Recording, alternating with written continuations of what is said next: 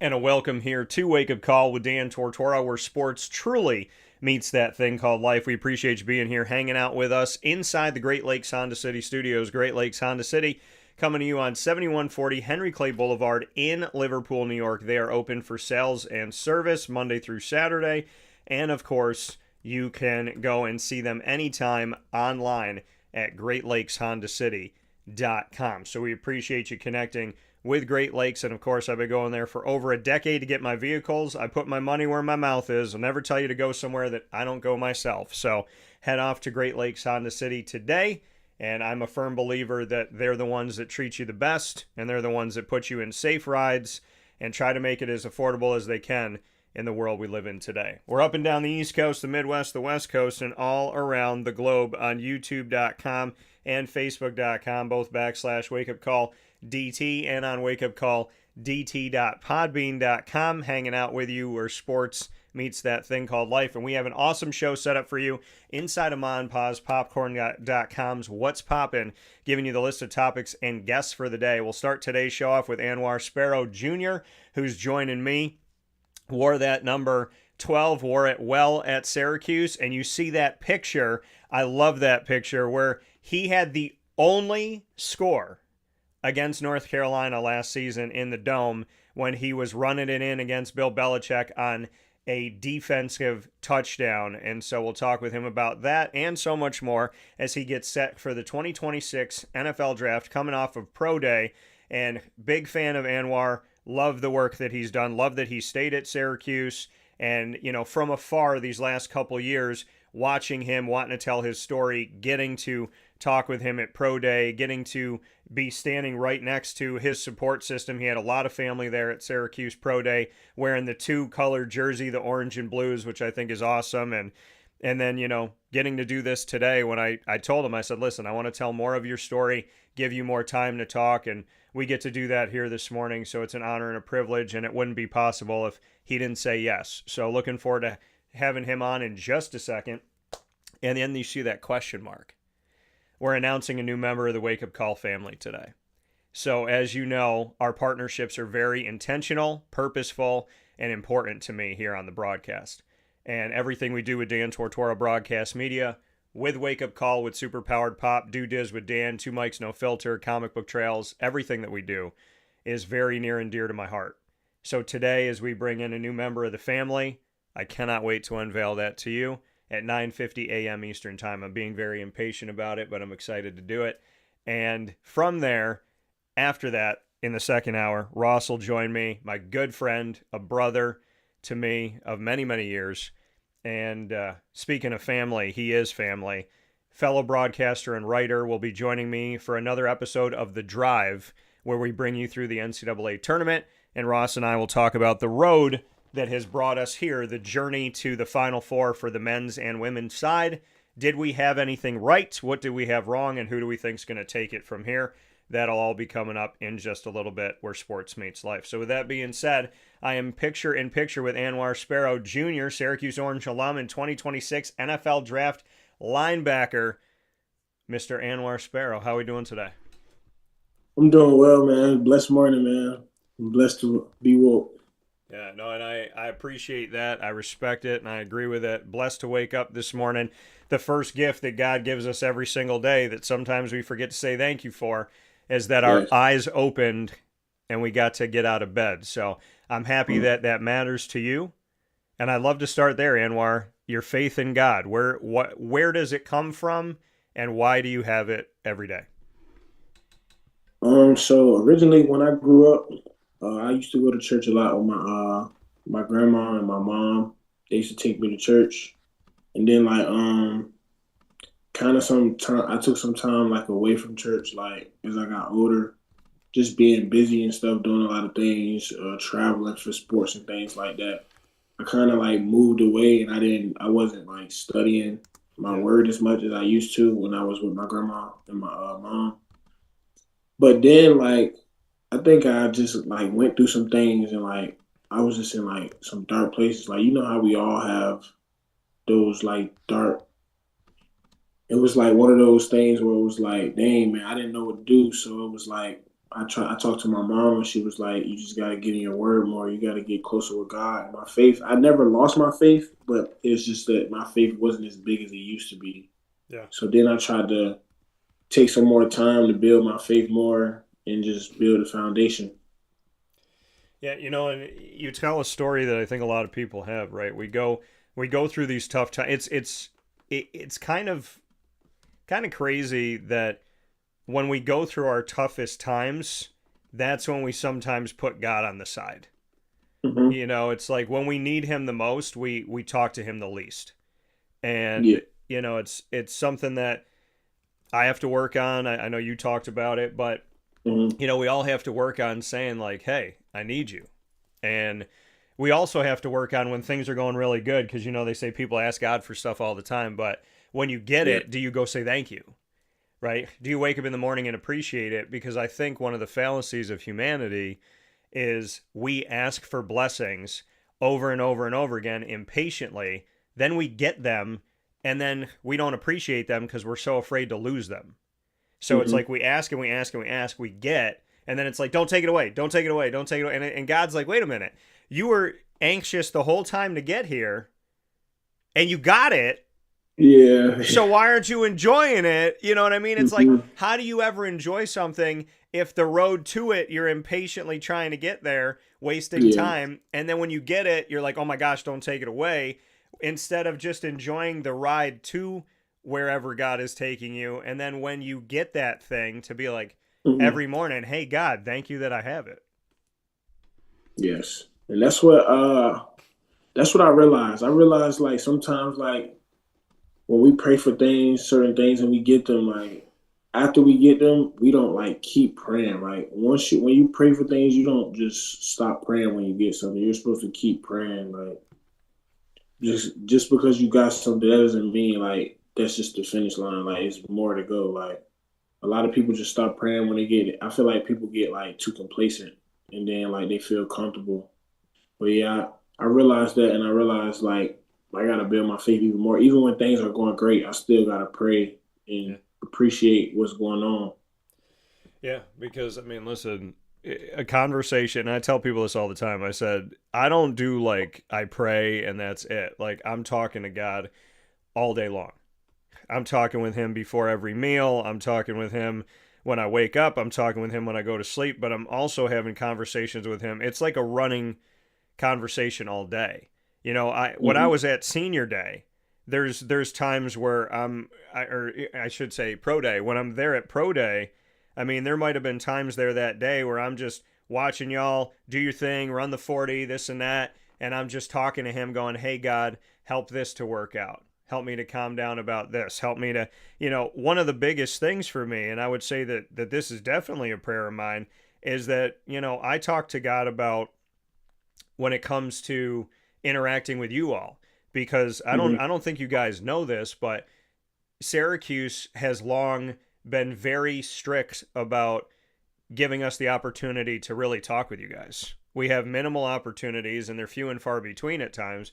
And so when I want to build relationships, I look forward to Pro Day, because Pro Day, Mm-hmm. they have no control anymore. Now you're not like within the system of that. So I can Yeah. go up to you and I can say, "Hey, Anwar, can I get your number? I'd love to have you on the show." So to me, it's like there's moments like that where I'll just pray to God and say, "Hey, help me to have the opportunity to cross paths with these guys. I know they're busy, but to be able to, see them all." So like Dev was sitting on the ground. I went over to Dev, got his number, went over to you, got yours, and made Mm-hmm. sure we had it. And we actually already had each other's. So, because we connected through social media, but it's like, I'm constantly praying, like, God, help me to have this opportunity, help me to be here. And I got to tell you this, Anwar, there's people that believe and there's people that don't, but I don't know how I can explain my life to anybody without saying that he put his hands on it.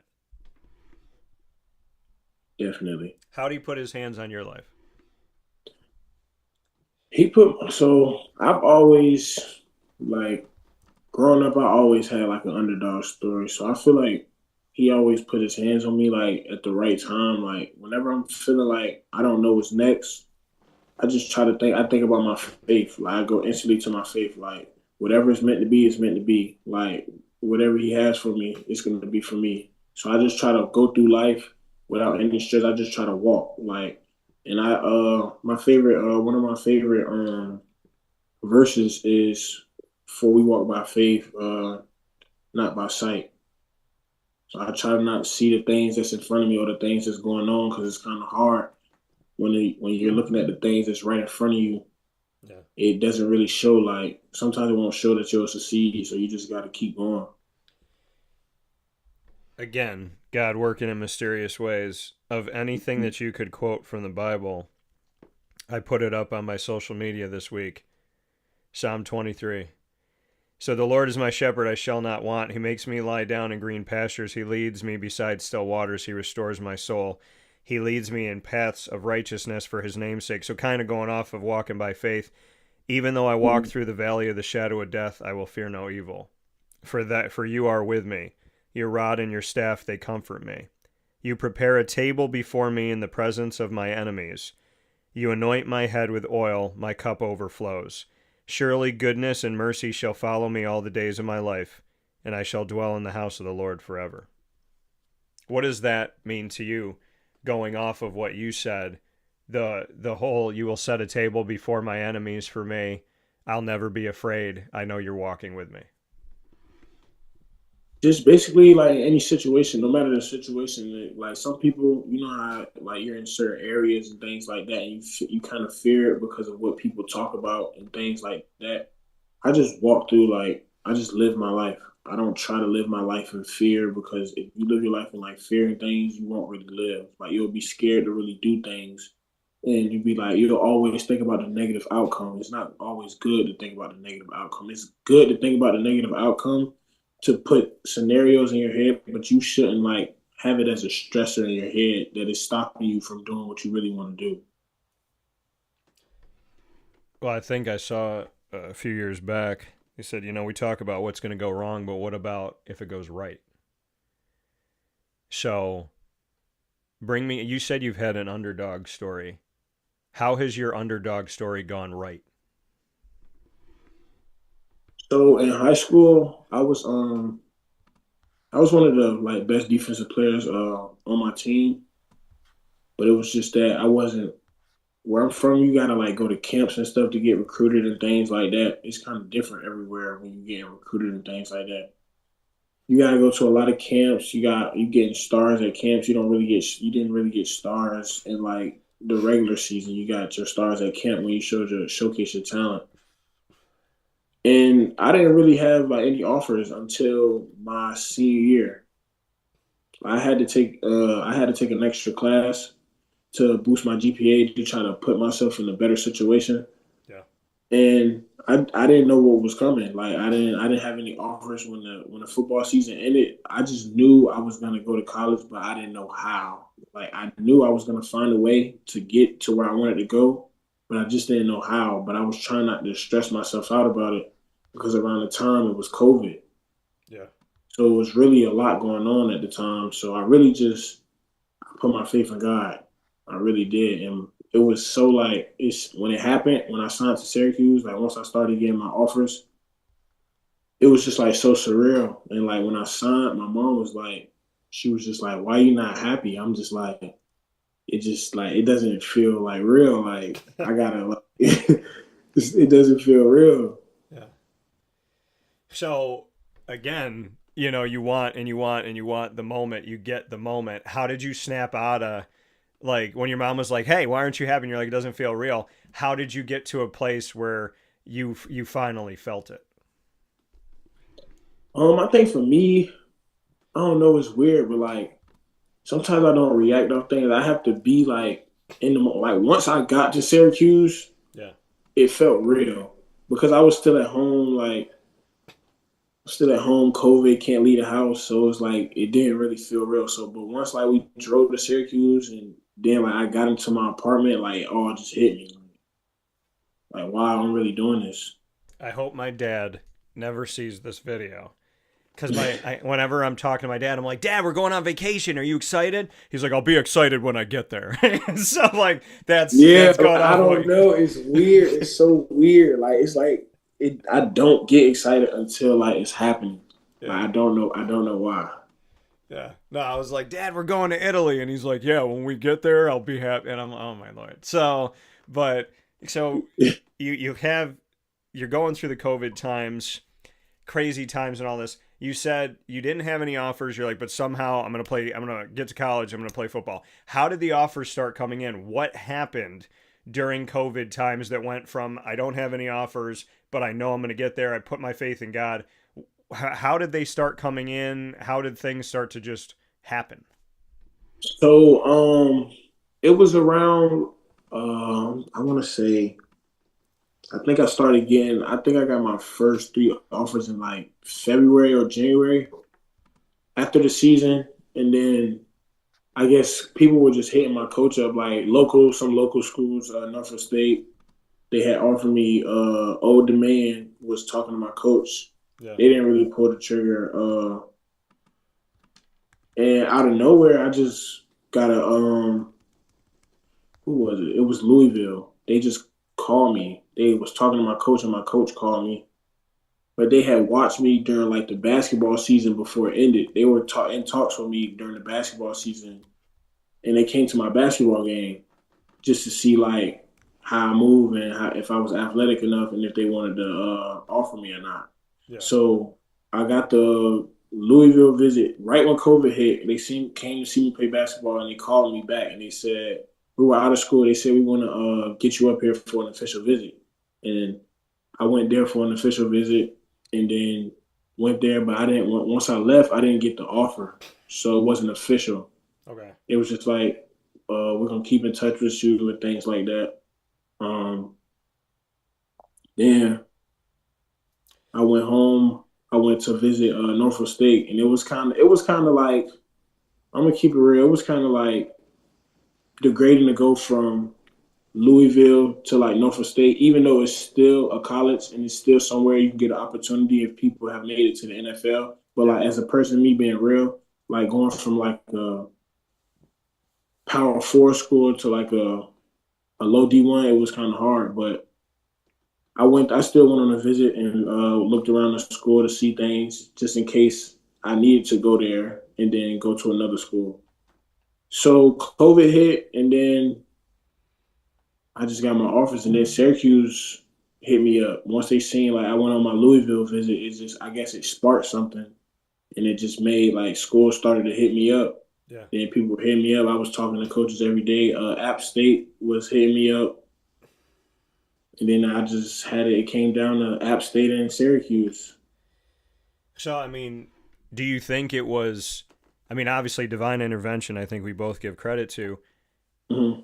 but do you feel like it was kind of like COVID hit, coaches were home, they're looking at film, and maybe they didn't see you the first time around, but then they saw you? Did you put anything up on your social media? Did you have coaches put more film out? Like, why do you think it started to come through that it was like quiet and then it wasn't quiet? Like, did Louisville ever tell you what kind of made them reach out? Oh yes, they told me they loved the way I played. They loved like my energy, Yeah. like on the field, the way I look, my explosiveness. My extra class boosted my GPA. So once that happened, it kind of helped me. Like I already had a decent GPA to go to certain schools, but once I took the extra class, it helped me and it boosted me. Yeah. So Louisville, before I finished the class, though, I went on the official visit to Louisville, and they didn't know if I was going to get that GPA boost. That's why they didn't offer me. Because if I'm not eligible, they will lose a scholarship. So they didn't want to pull the trigger to offer me. So I mean, right before COVID, Louisville came to see you at your basketball game. Mm-hmm. So that helped spark that. COVID Yes. hits, but you had already gone to see them. And then Syracuse, in my opinion, oh my gosh, he went to Louisville. We don't want to go up against him. Because I feel like that's what happens. Like, you go and visit a school in a conference, and then the rest of the conference is like, well, who's that kid? Yeah, they want to look into you. Yeah. So Syracuse comes up. Now, when Syracuse came to you, was that like in COVID when you were Yeah, at home? Okay. So I how had did to. that conversation go? Ahead. What were you gonna say? I had to. That conversation just went. I talked to Coach Chip West because he's from my area, Yeah. and he had hit my head coach up. So he hit my head coach up, and he was trying to just talk to him. He was like, "What's this kid? How is this kid? Is he a good kid? Like, what does he do? What is he good at?" And then my coach called me right after he got off the phone with him and was like, "Hey, I got this dude that's about to call you. He's a Syracuse coach. He coaches the DBs, but he says he liked your game, and he said he sent the film to the other coaches." Yeah. And I was like, "Okay, okay."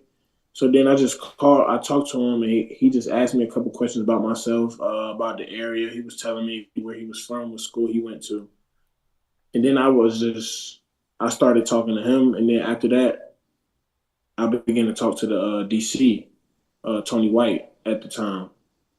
And then he was just telling me things and such. Like, yeah, man, I like your play. I like how you play the game. I like your aggressiveness. And then I was kind of fell in love with it. I talked to Coach Acuff, and then I'm trying to think when I committed. I don't know the exact date.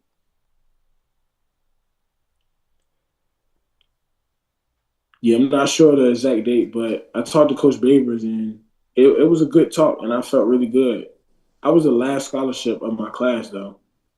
That's what's crazy. I was the last scholarship. So you were the last of all the scholarships Syracuse had. You were the last one. Of the 2020 class, I was Yeah. the last one, The last one. like the last scholarship of that year. So you get in. What was it about Syracuse that made you go, "Yeah, I want to do this"? I mean, you're coming from Virginia Beach. It's Hmm. not too far away. Like I've done the drive with my family before. Yeah. So like what was it about Syracuse that made you say like, "All right, I know you said Chip West from your area, but beyond Hmm. that, what did you like?" Um, I looked it up, and I kind of wanted a different, like, I wanted something different. I wanted to get away from home. I didn't really want to be like home or near home. Yeah. I just wanted new scenery and just to be around new people to prepare me for that next step in my life. Because I knew I wasn't going to always be like home, and Yeah. I have things that I need to do as such. So I just wanted to be away from home. But I actually didn't even get to visit. I had to look up the campus on YouTube. I had to like do like a campus review on YouTube. I had to see like I'm laughing because the I videos. want to know if you saw the snow or if they just put nice pictures up there. I definitely seen the snow, but they did not tell me how often it snowed. They didn't tell me. Of course they So didn't. once I got there, it was like, oh my goodness, like I got to tell you, the only time I visited Virginia crazy. Beach, the only time I went with my family during Easter, so like around this time of year, and we go Hmm. down there, and we were so excited. Oh, we're gonna be on the beach for Easter. It's gonna be great. It snowed on Virginia Beach. So the sand and the snow and like so I that my experience of Virginia Beach is cold Wow, and snow and we couldn't get a flight home so we had to rent a car and drive. that's crazy. So just so you know, you didn't know how much snow was going to be in Syracuse. You came to my hometown. I went to your hometown and got snow I didn't expect. So we both got snow we didn't expect.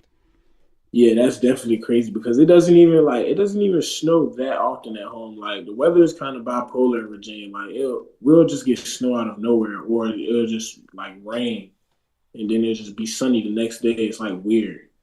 Yeah. Well, that's Syracuse, man. It monsooned the last couple days, and then the sun came out, and then it got cloudy again. So it's like 70, then it's 40. So you come Yeah. up to Syracuse, you're Hmm. under Dino Babers and his staff. Hmm. Then Dino gets let go. Fran comes in, and you jumped in the portal at one point, thought about it, came out. Bring me into all like I would love to know what did you like about Dino? What do you like about Fran? Why did you ultimately come out of the portal?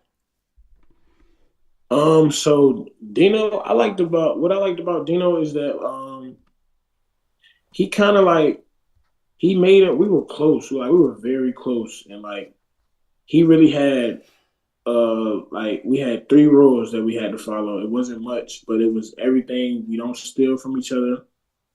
We don't lie. And the third, what is the third one? I haven't went over these three rules in so long. Steal, you don't lie, and you learn how to shuffle. That's what. Yeah. But yeah, we had 3 rules. We followed the rules, and just like I feel like he let us just like we had our time where we worked out and things like that. But he really let the team like just bond by ourselves. Like he didn't make us do something bond. We would just like he would just give us free time to bond, and we would just bond. And he would tell us like always don't have an ego. Like just go. Like your ego will hold you back from getting where you want to get to. Just go. Drop the E and just go.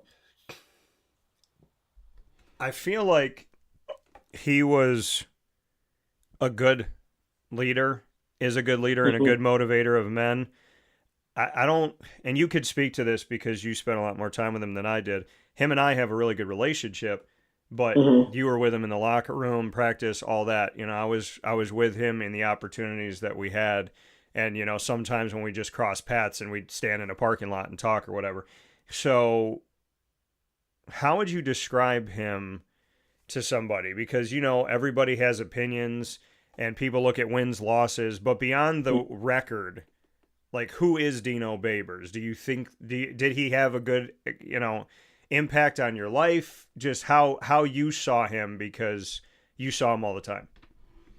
Yeah, he definitely had a good impact on my life. He will always talk to me. I just feel like what really like messes. I feel like NIL. And some coaches aren't really like some coaches are old school, so they're not really used to like things as such. So it's like it kind of hit us, and it was like he didn't really know too much about NIL and how it worked, so it was kind of hard when it came out. It was kind of hard for recruiting. That's why like we didn't get like any crazy recruits, but I feel like we always had like good players, but we just didn't get like 5 stars and things and such. But that didn't really slow us down because I feel like we always played with every team that had 5 and 4 stars. So Fran comes in. Mm-hmm. Did you have a time, like, when the coaching staff shifted? Is that Mm-hmm. when you're like, portal? Or, I mean, because I know you thought about it, after Fran's first year, but did you think about it in between the two coaches?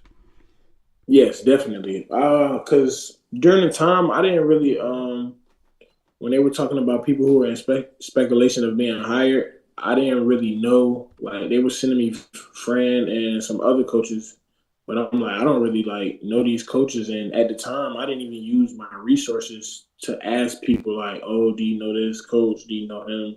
Yeah. Like, how is he gonna be? So I really was just once he got hired, I was really just waiting to talk to him like face to face just to see what he had to say. So he gets hired. You get to be around him. Mm-hmm. First impression. So we met. We had a team meeting. Everybody met him. So it was like a quick. It was like a quick like talk. It wasn't nothing like too long. And then we just talked, and he asked me my name, where I was from, and like what I was looking forward to, Yeah. what he wanted to do. He told me he was gonna make some changes to the program, and I was just like, okay, like I'm open to change, and I'm ready to see what it's gonna turn into. And then you go through the first season, and then you consider going in the portal. Yes. Why? Um, I just feel like I just wanted to go somewhere and showcase my talents. I feel like that season I didn't really play. Like if you look up like my stats from that season, it was like it was bad. It wasn't bad, but it wasn't what I wanted. Like it was nowhere near to what I wanted. It was bad. It was bad. But then you decide to stay. So why? It created a moment that I think, like, anytime you look up your name, you see that moment against North Carolina. I know it was a tough season, but why did you Mhm. ultimately decide to stay and play at Syracuse in 2025? I stayed because I actually believed in. I thought we could have did good that year. Well, I actually wanted to stay with my teammates. I knew the defense. So already that was a plus and things and such. I knew all the coaches like things and like that. I was a leader. So it was kind of like everything was like laid out for me. Yeah. And then in my mind, I was thinking like if I go somewhere new, I have to restart and I have to like meet new people. I gotta regain the team's trust, focus. And I only have a year. I only had a year left, so it was like I was kind of scared to do that.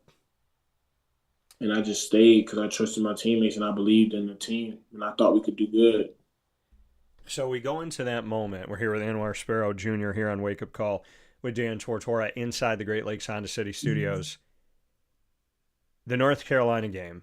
Bill Belichick did not have a win in the ACC at the time. He comes to the Dome, and the offense doesn't move the ball for Syracuse. And there's plenty of opportunities from the defense to win this game. You score, the only score of the game comes from you. You get the ball and you take it to the house. And there's that picture of you with the ball before you're about to cross the goal line, and Devin Grant is running next to you, pointing to you. Bring me into that moment and what it meant for you to get your first ever collegiate touchdown, do it against Bill Belichick, and do it on the defense. And that was one of the biggest moments of my life. I can't lie, and it's crazy because me and my teammates talked. We had to like talk in the hotel the night before, and it was like, "Hey man, if I get a fumble, if I catch a pick, I'm going all the way. Like I'm going to the house." Yeah. And then we were just saying like, "Yeah, we got to block for each other. We got to actually block for each other to get in the end zone," because we kind of knew like our offense was having like some trouble. So defense will always talk like, "Yo, defense, we got to score. We got to score." We worked on it in practice. We was doing it like every week. Like once we started, the offense was having problems. We started to work on more like defensive touchdowns. We need to pick up fumbles. We don't just need to fall on them. So once it happened, like when the drag came across, I had the deep middle run through, so I was about to go like to the over. I was gonna drop to the over, but I seen the quarterback like lock eyes on the drag. So then I planted my foot in and he threw it. And then I ran. I thought I was gonna make the tackle. But Dev just came out of nowhere and hit him. He fumbled. But my instincts was to push him. Because once I seen the ball pop out, I'm like, all right, he don't got the ball. But I was already about to tackle him, so my momentum took me that way and I just pushed him. Yeah. Then I seen the ball on the ground. I'm like, I gotta pick this up. I have to. Just picked it up. I started running. The first thing I did when I picked it up, I looked behind me because I didn't want to get stripped. That's one of my fears is getting the turnover and then getting stripped and giving it back to the offense. Yeah. That's one of my biggest fears. So when I picked the ball up and I looked back, I seen Deuce behind me and I just started running. And then he picked up the block behind me. I kept running. Kerr picked up the block. Dev picked up the block. Everybody just blocked, and I just had a clear lane to the end zone. And it felt so crazy because I always used to talk about what I would do if I scored, and I really didn't know what to do. Like my mind was just racing. Like my mind was just racing. I didn't know what to do. I didn't know if I wanted to scream, yell, keep running. Like it was just so surreal. So in that moment, because I mean, obviously I was at the Dome and I had the blessing of seeing it live, 51 yards to the house on the fumble recovery on Halloween of this past year against North Carolina. So what did you do? Because I'm in the press box, so I can't hear if you're yelling because the music's playing and all that. So when you did score, what did you do? I mean, I kind of kept running like through the end zone. I kind of kept like running through the end zone, and then I just started dancing. Then I just went in with my teammates and I just started yelling, just like screaming to the top. It feels so good, just like having a moment like that and just screaming like to the top of your lungs because everybody else is in there screaming. So it's just like you letting something out. Like Yeah. It looks amazing, like when you do a slow motion playback of somebody screaming, right? Like when you're like when you're flexing and then you just look up and you're like, yeah, you know what I mean? Like it looks great, but in the moment, does it feel as good as it looks? yes, it's like you're like releasing energy. It's like you're holding on to something and you just let it go. Like Yeah. just let it go. So that happens for you. You have that moment. When did it hit you? Like, you got the ball, you take it to the sideline. When does it hit you? I just scored my first college touchdown. Everybody kept like walking up to me. It was, and that moment was so surreal to me too. But it was like it was so crazy. Like I don't know. I just didn't under. It was. I was just so happy. I was so full of joy. And What are you gonna say? now go ahead. Go ahead. Go I ahead. was gonna say, what did Dev say? Because I know, like, Dev is a talker. By the way, Yeah. David Amapariola told me that he is right now, and he was the biggest trash talker above Dev. But I had other people tell me it's Dev. So then some people said it's Dev and definitely Fran. Dev. It's what? It's definitely Dev. Fran is a trash talker too, though. But so David O, is he a good trash? Is he in the top 3? Is he the top guy right now? I'm gonna give him top 3. I'll give him 3. Okay. I'll So give him 3. So what did Dev say? Because like only Dev is running next to you, making sure he's got your side, and that nobody comes after you. Only Dev is running, and in the moment while it's all happening, is going to take the time to point to you. Did he say something to you when you were running in?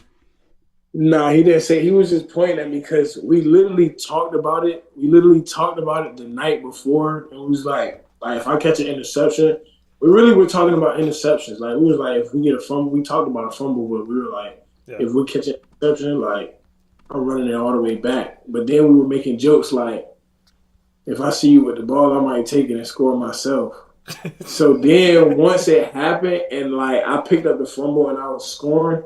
Yeah. He just like I feel like he just pointed at me like, wow, he really said he was gonna score and he did it. Yeah. So it was like crazy.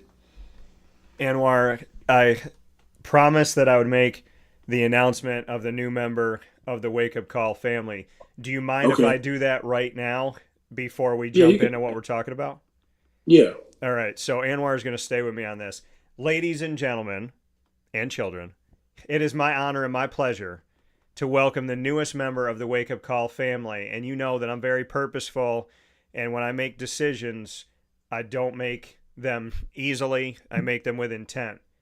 Please welcome Graze Craze of Clay, New York, the first Graze Craze in the state of New York, to the Wake Up Call family. Charcuterie boards and boxes. Shout out to Christine, Colleen, Noah, and the whole team at Graze Craze. I was there yesterday. This food is amazing. They have boxes that you can take home for yourself. You got boxes for dates, for birthday parties, weddings, anniversaries. They can stage an area for you. There's people that go and get boxes and take them on their boats. This is the perfect place to go when you want a snack and you want to have something that's just a little bit of everything. They make those spreads right there. I had the mustard. I've had the mixed berry spread. They have the hummus that they're making there in-house. And everything is made to order the day of. It's not like going to the store and it's been sitting in the cooler for a day or a week and a half. Everything is made to order that day. And the meats, the cheeses, they use boar's head meat, which is, to me, top of the line and absolutely amazing. They have fruit. They have the desserts. There are so many good things when it comes to Graze Craze, and I am absolutely positively beyond excited after sitting with this team, talking with them, and knowing how much they treat this Graze Craze kitchen like their kitchen at home. And when they serve you, it's like they invited you over for dinner and they're serving you personally from their own kitchen. That's what that place is to them. It is their kitchen. It is from their table to your table. Graze Craze, charcuterie boards and boxes, the place to go when you're hungry on a small scale and when you got a big event coming up. Head out to Clay, New York today, and I officially welcome them to the family. And Anwar, I got to ask you, now that you've heard about it, are you hungry a little bit? Hey, I'm definitely hungry. I ain't eat nothing either. That's I always talk about food on the show, man. And I get so if we were to put together like a box for you, like if there was a charcuterie board, which essentially what that means is it's a concoction of putting all this stuff together. So if you could Mm-hmm. have any fruit, any meat, any cheese, any dessert, whatever, like if we did an Anwar Sparrow Jr. Gray's Craze box at Clay, New York, what would be in it? I would definitely have grapes on my charcuterie board. I would definitely have some raisins, some cheese and crackers for sure. I would have pepper jack. I would have cheddar. Um, I don't really know the brand of the crackers, but I just know I just need some cheese and some crackers. Would you have any meats on there? No. Actually, I would. I would do ham. I'll do ham. I might do some salami. I might do some salami. All right. Thinking of salami. I gotta get you in the Italian world. Some prosciutto, some soppressata. I gotta get you that like high end Yeah, I Italian stuff. need you gotta put me on. You gotta put me on. We'll take care of you. So shout out to Christine, Colleen, Noah, and the team at Gray's Craze in Clay, New York, for becoming the newest member of the Wake Up Call family. We are honored, we are privileged, and we thank you for choosing us. And I'm very proud that we got to choose you here for our family as we step forward. We're going to do a lot of crazy, awesome, wonderful things together in a place that simply says they want you to celebrate everything. So we got the draft coming up. Speaking of celebration, why should an NFL team take you? Why should your name be called at the end of April? Mhm. Um, First of all, I carry myself. I learned from one of my coaches how you do anything is how you do everything. So on and off the field, I'm kind of I wouldn't say I'm the same person because I bring a different energy when I'm on the field. Yeah. But I try to treat everybody with the same respect. I don't feel like I'm above anybody. I feel like we're all human, and I feel like we're all equal. But everybody has their own gift, so everybody's good at something different. But some people are just broadcast more than others, so people feel like, oh, he's famous and this and that. In reality, we're all human. We all go through things. We all deal with problems, have family issues. So it's just Yeah. I try to look at it like that. So your talents, your skill set, your abilities. If I'm an NFL scout and I'm sitting with you right now and I say, listen, Anwar, I'm looking at 15 different linebackers. What Hmm. is it about you on and off the field? I know you just talked a little bit about how you do anything is how you do everything, and I agree with that. For you personally, I would say, okay, Anwar, if how you do anything is how you do everything, what are you going to give me Hmm. on the field? What are you going to give me off the field?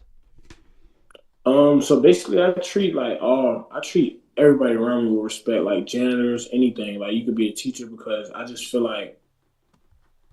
feel like you should treat people how you would want somebody to treat your family members because you don't. Everybody does something different in your family. Somebody could be a janitor in your family, and if you treat a janitor wrong, then who's to say another person won't treat one of your family members wrong or something.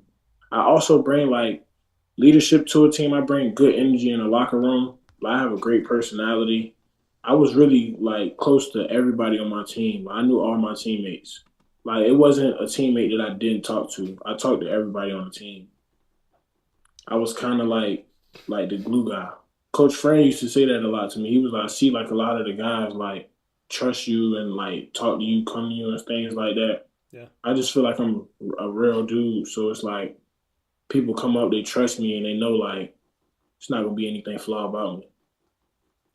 So being the glue, trust. I've been in NFL locker rooms. I've been in NFL locker rooms that don't have glue, and I've been in NFL locker rooms that do.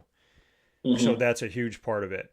To your game on the field, to your ability as a linebacker. And as you told me at Syracuse Pro Day, for those of you that don't know, Anwar was in front of almost the entire NFL. Almost every team had a scout at Syracuse Pro Day. And because you were the only linebacker, you were running Hmm. DB drills as well. What did you show the NFL?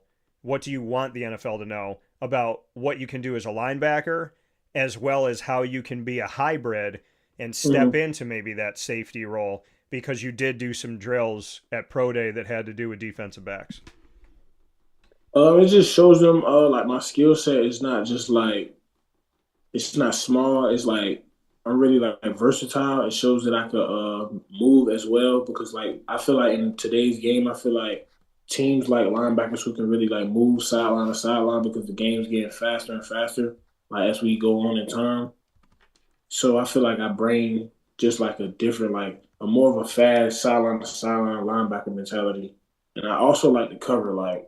I feel like coverage is a big thing because if like you can't cover or you can't move, you got receivers out here running like 4.3s, 4.4s. So it's just like I pay attention to like the technique things, the fundamental. I love the small details and things like that. I'm very big on the small details and things and such. Well, and that's the thing. They say the small things are the big things, right? So, what's a small detail or two that you've learned in football that you bring to the NFL? Something that somebody might overlook that you're like, nah, this is the thing that this could be the difference between we win or we lose. Just basically understanding like where you at on the field. You have to understand certain situations. Football is kind of like I wouldn't say it's easy, but I wouldn't say it's hard if you put the work in. Yeah. If you really pay attention to the details, because you have to think everybody isn't like once people start to get older in the league, they're not as fast. You feel me? They're still probably strong, but they're not as strong as they used to be when they were younger. Yeah. But it comes down to like technique. Once you learn like technique things to help you keep up with like all the younger guys and things like that, it makes the game easier because everybody's not crazy athletic either. Some people just understand the game of football very well, and it helps them be put on a high pedestal. Yeah, and like you said, I mean, understanding the game, the football IQ. What would you say is like one of the biggest things that you've learned about football? Like you said, as you get older, you may not be as fast. There's things that Mm-hmm. may change with your body. So to not only be in the NFL, but to tell an NFL scout like, "Hey, I'm going to extend my career because of my IQ." Bring me into Yeah. that IQ and a thing or two that you've learned. So basically, like when I'm watching film, I try to look at like formations and similar formations, and I try to see like where they're running these plays because I've been playing football so long. When teams like run a play and it works, they might not go right back to it, but they're coming back to that play. Yeah. Like it's just based off the situation to where they're gonna call that play. So basically, just paying to situations like that. Like I had one play at UNC game. It was empty and like the receiver motion and off the motion it became like a 4x1 to like the boundary. But like four receivers to the boundary, that's kind of like skeptical. So once he motioned out, like one receiver just stayed right there and it was a screen. And I had seen the screen earlier. I knew something was up. It seemed like weird. I seen the screen early and I made a TFL. And it was just like me just paying attention to the formation and where the formation was, 4x1 empty being into the boundary. It's kind of just it seems shaky to me. It just makes you like more high alert when you understand like it seems kind of shaky. Like they all these receivers are packed to the boundary. It's just things like that, like paying attention to things like that. I think what you just said right now, without even being provoked to say it, that's what I've heard is that these NFL scouts will sit you down and say, "Tell me what this play is. Break this down. What's going on here?" You just showed the NFL that you're reading and paying attention to the entire field and you're going, "Okay, that's skeptical that that's happening over here.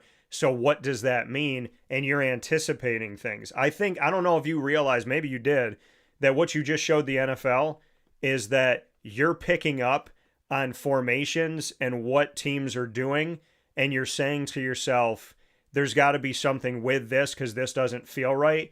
You're showing Mm-hmm. your instinct, you're showing your IQ, and you're showing the fact that you're not looking at just your window of the field and your place on the field.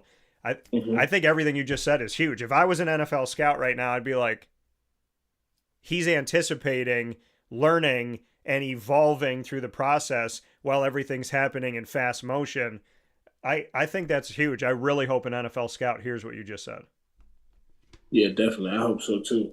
But yeah, it's just like things like that, and also like paying attention. I know once you get to the higher level, it kind of changes. But like in college, sometimes people are like show what they're about to do, or like the eyes can really tell you. The eyes can lie to you. They could definitely lie to you, but sometimes the eyes could tell you something. Like if I'm looking at an old lineman and he's like looking down to see where he has to go, I'll know, all right, he might be going this way. I can't just guess, but he might just be going this way. I have to have that thought in my head. Or like the depth of the lineman, like the lineman sitting back for it to be easier for him to pull and things as such. I love it. I feel like I want to watch film with Anwar Sparrow Jr. now. So let's jump into some rapid fire. We're heading into the draft. It is officially April 1st. The draft is at the end of the month, April 23rd to the 25th. And Anwar Sparrow Jr. available to you, to these 32 NFL franchises, for an opportunity to showcase what he can do. And before we jump into rapid fire and we can ask each other any question in the world, I want to hit with the most important part, which is family. Just what you want to say to your family. I saw there was support at Syracuse Pro Day for a bunch of the players, but I don't know if anybody showed up more than the Sparrow crew. Like, I feel like when I see Anwar Sparrow, I think about the sparrow, the bird, and all I have to say is, I think you had the biggest nest at Pro Day. I saw more Sparrow jerseys than I saw jerseys for anybody else. What do you want to say to your support system, to your family? And did you hear them when you were running drills? Because they were right next to me, that after you did something, they were like, all right, Anwar, all right, let's go. Because, I mean, they were right next to me. So did you hear them, and what's it like to have the support you have? Nah, yeah, I definitely heard them. I would say it feels good just to have that support from them, just to see like, because I feel like them watching me growing up and seeing me doing all this, it just makes them proud, and just having their support and seeing that they're proud, it makes me feel good about what I'm doing, and it pushes me to do it even better or go even harder at what I'm doing. Because it's showing that I'm making them proud, and that it just feels good to make them proud because like everything that you know. I'm going to ask you this, and Stonehouse already owes me, so I'm going to get on him again. But I have a wall of fame. Mm-hmm. Is there a Sparrow jersey that I can put in here? Is there a 2-color, a 1-color, or something that I can put, gloves? Is there something I can put in here for Anwar Sparrow? Yes, I would definitely send you something. Yes, Because we need to do that. I was like, I've seen enough Sparrow gear. I think I need to put it in the house. I got to put it in the house. So yeah, it's definitely. got to be in the Wake Up Call house, which is the studio right here. So with that being said, let's jump into rapid fire. We can ask each other anything. Enjoy it, Anwar, because players never get to ask questions.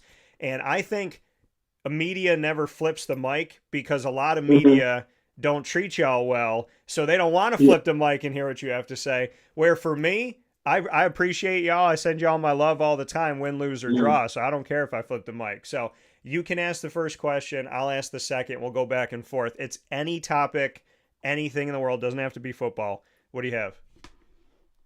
Okay. If you could go anywhere, it doesn't matter. Like if you could go anywhere in the world, like right now, doesn't matter the amount of money. Like you have it. You can go anywhere in the world right now. Where would it be? The way this world's going, put me on an island. Nah, For I would say, I was like, ooh, I'm by myself an island. But I would say, it is. what'd you say? It is a lot going on, so you got to choose I'm wisely. saying, man, put me on an island. But I would say, I'd probably say, I mean, I've been to Italy last year. I waited a long time to go, and I still can't even. It's surreal that I went. But I would say to Spain, I want to see my family. I want to be around them. I want to be on the beaches. I want to eat the food. I've heard nothing but great things about Spain, so I would love to go there next, for sure, and spend like 8 to 10 days just hanging out. I like that. All right, my question. I told you I was going to talk about Marvel. I want you to put a team together. Okay, you got 5 Avengers. You can give but this is an intricate thing here, so you got to listen to exactly Uh-huh. what we got to do here, because I've never asked a question specifically like this before. So we got 5 Avengers. You got to pick Mhm. yourself and 4 Syracuse teammates, and you have to turn all of you into Avengers. So put your Syracuse team of Avengers together. You got to tell me who they are and what power they have, and you have to pick yourself for a power. Okay. I would be Thor off rip. Okay. I Okay. would be Thor. That's my favorite superhero. I would say David Reese is the Hulk. I don't think he needs to have any gamma radiation. I think he looks like the Hulk right now.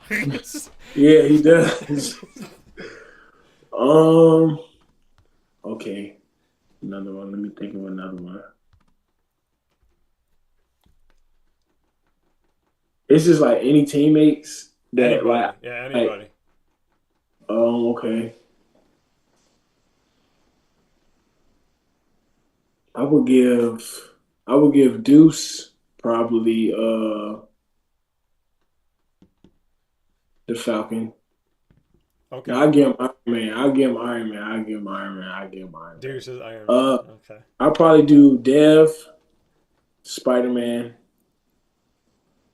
And then I mean I got two more. Two So more left. so you're Thor, Reese Yeah. is Hulk, Dev Mm-hmm. is Spider Man, Then Deuce and is Iron Deuce Man. is So I Iron got Man. one So you got one more. more. Mm.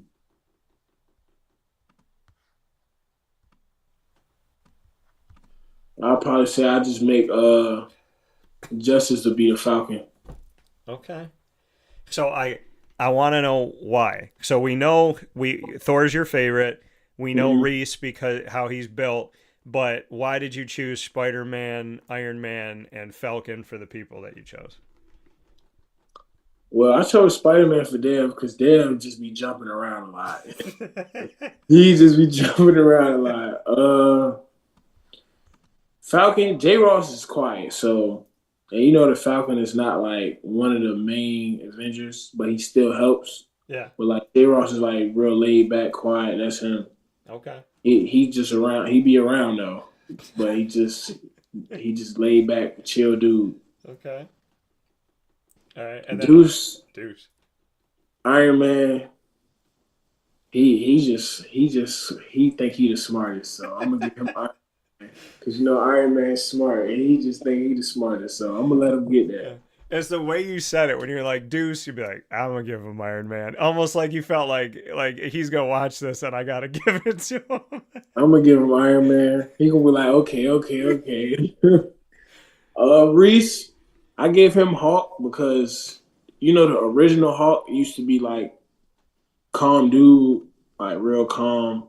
But once he got mad, it's like, yeah, that's like Reese on the field, like he real chill till you piss him off, like he get hot, then he just mad.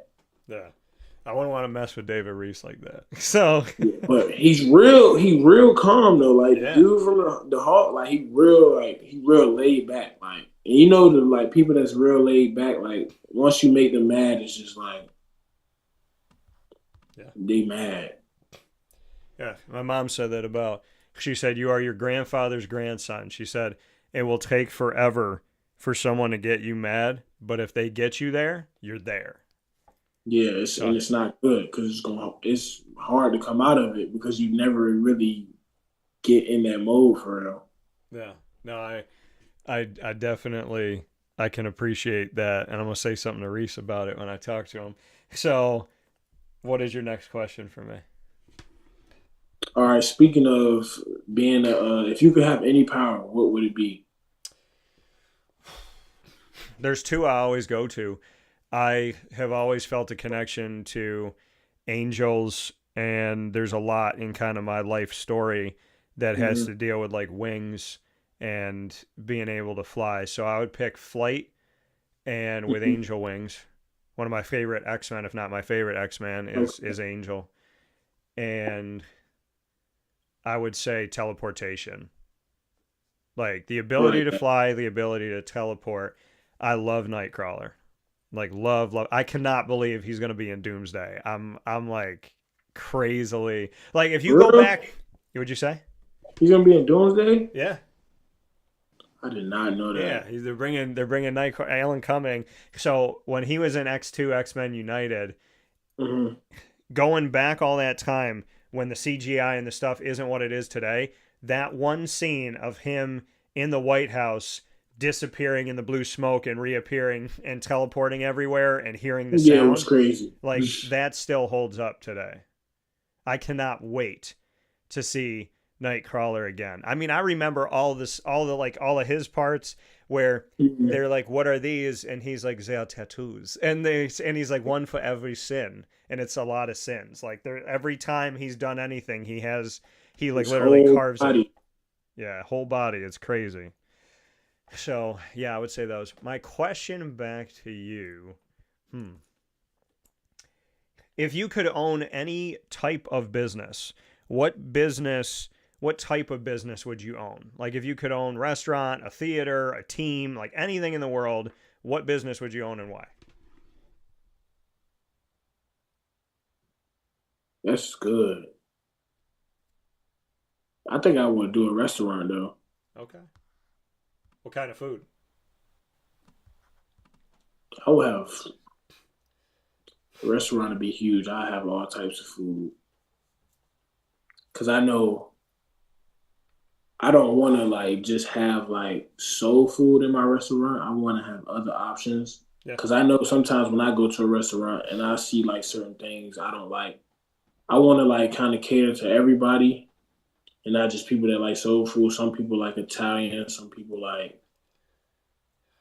I would probably have multiple restaurants though, Okay. just to give like the different vibe for the food, the type of food that's in the restaurant. Yeah. But I would have like more like a classy restaurant, just a chill restaurant, like a lounge, Okay. things and such, just for people to just chill and vibe, get away. I'm gonna tell you this right now to mix music with food, and I hope you know them. And if you don't, then I want you to look this up. Mm-hmm. I think you should call your soul food restaurant Soul for Real because one of the greatest groups of all time in R&B with the song Candy Rain and everything they've done. If you don't know That's Soul for Real, get to know it. a good name. Soul for Real. And you can play R&B music and have soul food. Oh yeah, I come see that spot. I ain't So gonna tell. I ain't gonna tell nobody that. I'm putting it in the vault. I can't nobody take it put out it my hand. away. Hey, everybody around the world, keep it out your brain. So forget about it. It didn't happen. So what's your last question for me, Anwar? um, what was the best Syracuse game you've been to, and what was the best one like you like watched? Mm. Best one I've been to, most memorable one. There's two. Donovan McNabb at the Dome with my dad hikes the ball. Guys run deep routes. He's Mm-hmm. standing there. Everybody's running down the field, and Mm-hmm. they're guarding their man, and they're waiting, and they get like way down the field, and all of a sudden they're like, "Wait, where's the ball? Where's the ball going?" He had the ball the whole time, and he had it at his side, but he looked like he was going to throw it. Kevin Johnson came around, grabbed the ball from him, and just ran. Came like did an end around, ran up the field, and was taken off while everybody was already down the field. It was one of the greatest That's plays, crazy. one of the greatest plays I've That is ever seen in my. crazy. So that because I love Kevin Johnson and I love Mm-hmm. Donovan McNabb. And then the second one was actually the one that's over my shoulder, the picture of Eric Dungy at the Camping World Bowl when Syracuse and Eric Dungy's career of everything he went through and the Mm-hmm. injuries and the media and the negativity and the blah, blah, blah. And when the team went and got to 10 wins for the first time in like 2 decades and won a bowl game. And I got to talk with him about his career and he cried in that moment. And it's the picture of him answering my question of not just right now, but all 4 years and everything you've been through. That was one of my favorite moments because I was just proud of somebody that I really care about and seeing them succeed. Yeah. So I would say Dungy for that and the whole team for that. And then the one, so that's that I was there for. The best one I watched, I would say best game I watched that I didn't go to. That's a good question.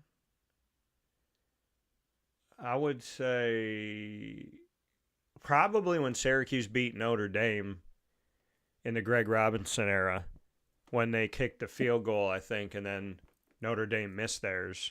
Because, like, nobody thought Syracuse was going to beat Notre Dame that year. And they're playing Notre Dame this year. So. I might got to go back and watch that. Yeah, that was crazy. I remember being like, we didn't win. And they're like, yeah, no, you did. So I would say that. My final question for you, Anwar, what is the greatest lesson that God has taught you?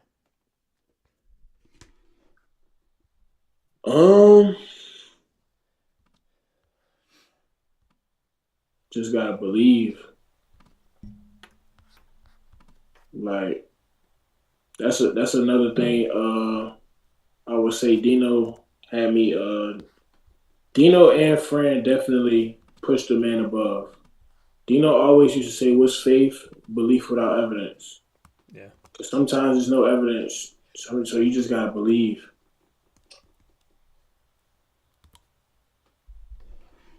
God's right on time, man. You said that to me at a time where I'm going, yep. So I feel it, and I appreciate it. This conversation came on time. Anwar Sparrow Jr. here with us, 2026 NFL draft prospect at the linebacker position, Syracuse Orange alum. Anwar, you're stuck with me. I got to have you back on the show sometime soon. I'm going to text you. I'm going to make sure I get something Anwar Sparrow in my studio so that we can celebrate you all the time. But I just want to say God bless to you and your loved ones. And thank you for taking the time with me today. I appreciate that. Thank you. God bless you as well. All right, man. I'll talk with you soon. Keep working. Keep doing your thing out in Dallas. I know you'll get an opportunity because God is great. You know that. Yes, he is. All right, man. Thank you. See you. All right. That coming from Anwar Sparrow Jr. here on Wake Up Call with Dan Tortora, where sports truly meets that thing called life. Cannot thank him enough for being a part of the show. And it's the first time that I've ever welcomed a member of the Wake Up Call family and got to do it with an athlete, with a guest. So that was really cool. That was a lot of fun for me. So very excited to be able to do that and bring that to you here on Wake Up Call with Dan Tortora, where sports truly meets that thing called life. My guy has been waiting patiently here, and I'm so excited to have him on the broadcast. We're going to bring him in just a second. So he's getting his video ready. We'll take a step aside for a fast break. When I come back, the one and only Ross Turetsky, right here inside the Great Lakes Honda City Studios. And now a message from Myers Creek Brewing Company, with locations at their Cazenovia Farm Brewery, Syracuse Inner Harbor Tap Room, and soon-to-be Lake Placid Tap Room. Well, I think first and foremost, the Feldmeyer family and our team are extremely passionate about what we do. We care very much about what we do. The Feldmeyer family is always investing. Our taproom management team, our brew management team, our marketing management team, and all of the team members that get after it every day, they leave it on the field. They put their heart and soul into it. I know for a fact that everyone that works at Myers Creek wants to be there, and we want them to be there. You know, we want them to feel good about their job. And again, if you've never been to a Myers Creek, especially to the brewery, I mean, I want your eyes to open really big. I want you to see how big of a brand this is. I want you to see where we're going. The sky is the limit, and I feel very proud of that, and I'm very excited about that.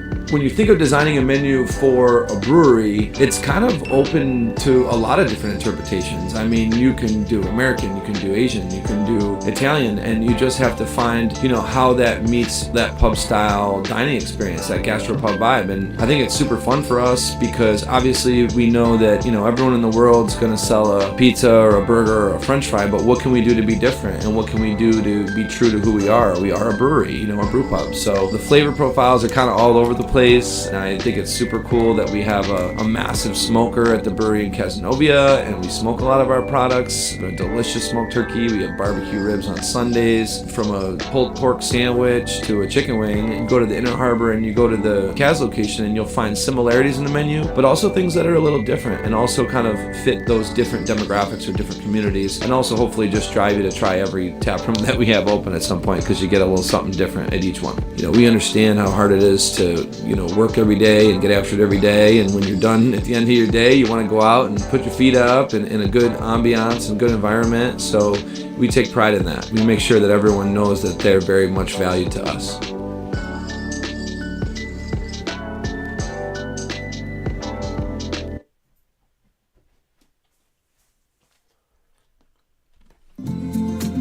Looking for your next ride?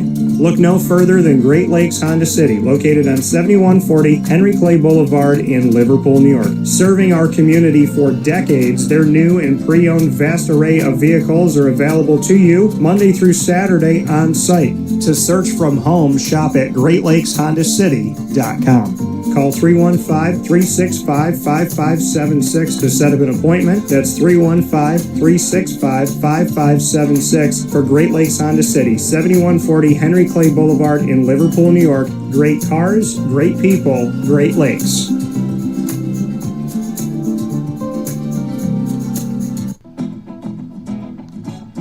Hi, this is Amy from Mother's Cupboard, home of the whole frittata. We are open daily 6 a.m. to 1:30 p.m. For takeout orders, call 315-432-0942 and tune in to Wake Up Call with Dan Tortora for our monthly food challenge, and try our Wake Up Call signature menu item, available 7 days a week.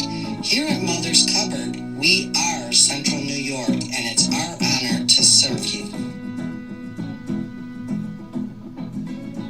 Ma and Pa's Kettle Corn and Popcorn Factory remind us that every day is worth celebrating at 201 7th North Street in Liverpool, New York. Open Monday through Saturday in-store and always online at maandpaspopcorn.com. Serving our Central New York community and beyond, order anywhere, anytime at maandpaspopcorn.com. Stop in to get a tin at Ma and Pa's on 201 7th North Street in Liverpool, New York to get your half-price refills for the rest of your life.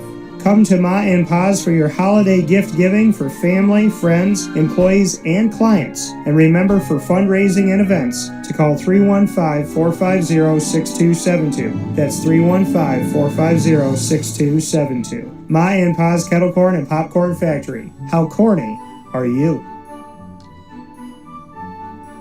This is Jimmer Sikowski, owner-operator of Chick-fil-A Cicero, 7916 Brewerton Road in Cicero, right in front of the Home Depot.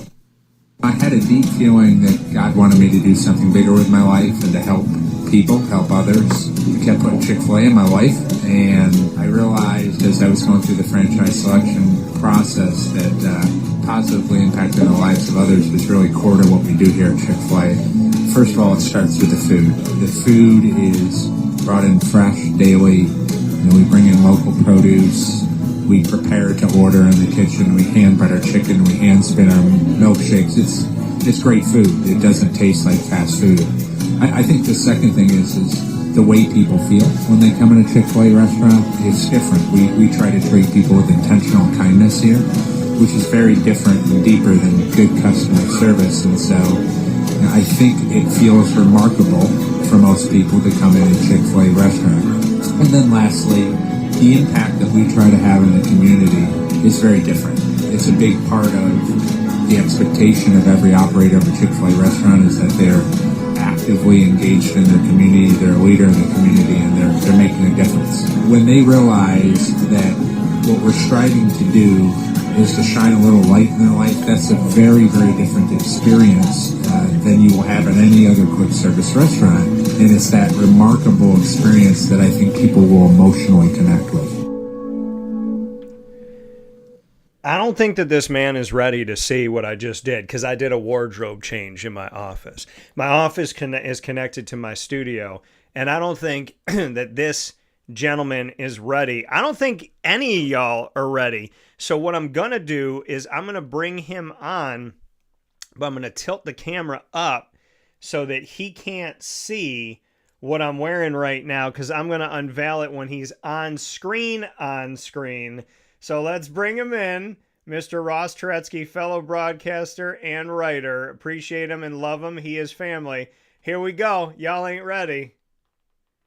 G-Mac is Oh back. my. You got a G-Mac Jerry is back. McNamara fan in the house. Yeah. I think there's a lot of Syracuse Orange people who would be sporting the same shirts come this fall. I know you just in our went to the press conference. I'm sure you have a lot of cool stuff about that. And I know I used to live in Scranton for 15 years, went to college and high school in Scranton.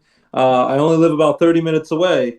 People in Scranton are ecstatic. Get ready, Syracuse, because those buses, just like 20 years ago when he was playing in college in Syracuse, they're going to be rolling in come November, because there's going to be a lot of back and forth trips from Scranton to Syracuse. Hopefully the snow holds off in snowy Syracuse, because they're going to be full-on support for GMAC and the Syracuse Orange come this upcoming season. Yeah, I'm excited. I went over to the guy because I was there at the event and I'm dressed up in my suit and all that, and I went over to them and I was like, hey, I said, these T-shirts, how much are they? And he goes, they're free. I was like, give me 8 of them, not. Just snatched all of them. That's what my grandma Sue did with everything. There was coupons, Marlboro cigarette coupons to get me free merch. They kicked me out of school. She didn't care. If it was free, she would put on a fake British accent and say, it's free, baby. I'm like, you're from the Bronx. Why are you putting on a fake British accent? It's as bad as like when Madonna would put on a British accent. But my grandma Sue, God rest her soul, she'd steal everything. She'd collect everything. That's where I got my hoarding gene from that I try to fight off every day. That my wife, little by little, tries to throw out things every day so I can stop with my madness. I understand your pain. If they offered, you could have unlimited free shirts, I would have came home with a truck full of T-shirts with GMAC, probably selling them illegally off the back of my truck, all throughout Scranton, the Electric City. They would have been ecstatic to get a piece of GMAC. I'm telling you this right now. When I walked up to the guy, if I knew him, like even not knowing him, but the way I am is to walk up and be like, hey, how much are these? And be like, oh, these are free. And then when he goes, what size do you want? And be like, shoot, don't have to tell me twice. I just pick up one of the boxes and start walking toward the exit. I'd be racing to the parking lot. They'd have to tackle me. So I was like, but yeah, I took it, and so it says in our McNamara. And it's got a bunch of different pictures of Jerry, but I got to talk to it's a little play on like kind of Taylor Swift with the Eras tour and all that. Magnum era. Yeah. So the era, like Eras tour, because I had to watch that with my daughter, who now is past Taylor Swift. She's like, she loved her, and now she's like, I can't stand her. So she was into her, and now she's not. But the Eras tour, so it's the GMAC era. And I also was hearing, one of the people was talking during the press conference. I think I shared you the clip. The guy was just making a pun on words. I'm sure everyone's going to make this pun on words. He was using the song, It's the Return of the Mac. So from all us old school millennial boomers, that was a popular song back then. Whoever put that out there, I want to know his timestamp on it, because the morning of, I put Return of the Mac, and I had a GIF of it. So hey, he said it like he created it off the top of his head. I doubt he did, because I'm sure everyone's doing it. All I'm saying is, if it happened after 11 a.m., that came from me. All right, because he said it, and GMAC gave him a look like a cringy look. Like, I think I've heard this about 1,000 times. You didn't break any news saying it's the return of the Mac. But GMAC put a little smile on his face, whether it was forced or not. I give him credit, because he's going to hear a lot of those silly puns throughout the year. I want to have the clip of Jerry Springer when it's just Jerry, like when they did that. But listen, I'm happy he's back. I've talked about it. I've said a lot of things about it for many months now. I've discussed it. I kept saying it throughout the whole process. And once it looked like, unfortunately, Autry was leaving as head coach, I'm like, bring GMAC back. I saw what he was doing at Siena, that quick turnaround. He would love that you lost out on him the first time when you let him go because you wanted him to have head coaching experience. Don't make the same mistake twice. I kept saying, you have to have him. So both of us kept pounding the table. You could look at past shows from months ago. You said, bring GMAC. And I thought they weren't going to. You even said they talked to other people first. Yeah. But luckily, things worked out the way they were supposed to. Destiny, karma, God's will, whatever you want to call it, it worked out the way it was supposed to, because GMAC found his way back up north to Syracuse. And he made a Step Brothers reference in his introductory press conference. He was talking about how much he has in common with the new director of athletics, Brian Blair, and he was like, well, if it's going to be like this, we might as well do karate in the garage. He should have said, do we just become best friends? Yep. I remember that very well. Yeah. Yeah. Brendan, what are you doing? I'm burying you. But Yeah. I mean, and I forgot about when they built the bunk beds and, you know, when they grounded them, and it's like, but it's Shark Week. Like everything, the Catalina wine mixer, baby. This place is a prison. They were like 40-year-old men, middle-aged men, yelling at their like 70-year-old parents, saying, this place is a prison. How can you ground me on Shark Week? Yeah, like everything that they said. You keep your hands off my mother. The Catalina wine. Darling mother. I bet you want to punch me in the face right now, so do it. And then they hit him, and he falls out of the tree house. Yeah. Yeah, they did not like Derek. Derek had to go. They were not fans of Big Brother Derek. I'm not a fan. And then when Derek, when they're singing in the car, and he's like, I'm Derek, and I could sing high, and then he veers off, and he almost hits somebody, and they're like, he almost killed his whole family on the road doing that. Yeah, and then they finish the song after they almost die. Like nothing happened, because you have to get the song right, and I think his wife was a little off tune, and he was criticizing her. I'm like, he's like, all right, good luck. $1,200 for he's like $1,200 a month for vocal lessons, and look at how flat you are. Yes.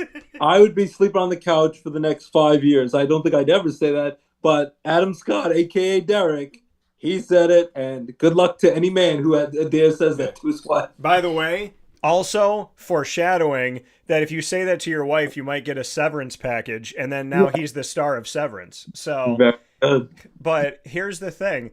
I think if anybody can embody Step Brothers, it would be not the anger part of the ridiculousness of them threatening to hit each other and kill each other, but I think all of the funny of, because you sent it to me the last time you were on the show, it was like, did we just become best friends? Yep.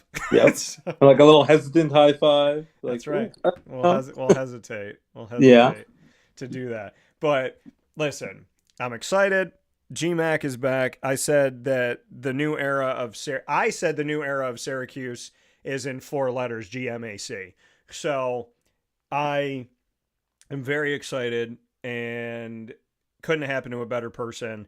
I'm sad for Adrian because I know him, and I'm happy for Jerry because I know him. So I live in both of those worlds, and I'm ecstatic because I know he'll do well. And the big guy was there. Did you see Hall of Famer Coach Boeheim was there in attendance? He was talking to him in the because he was he's like, as soon as I came to the Dome, I knew I wanted to go here.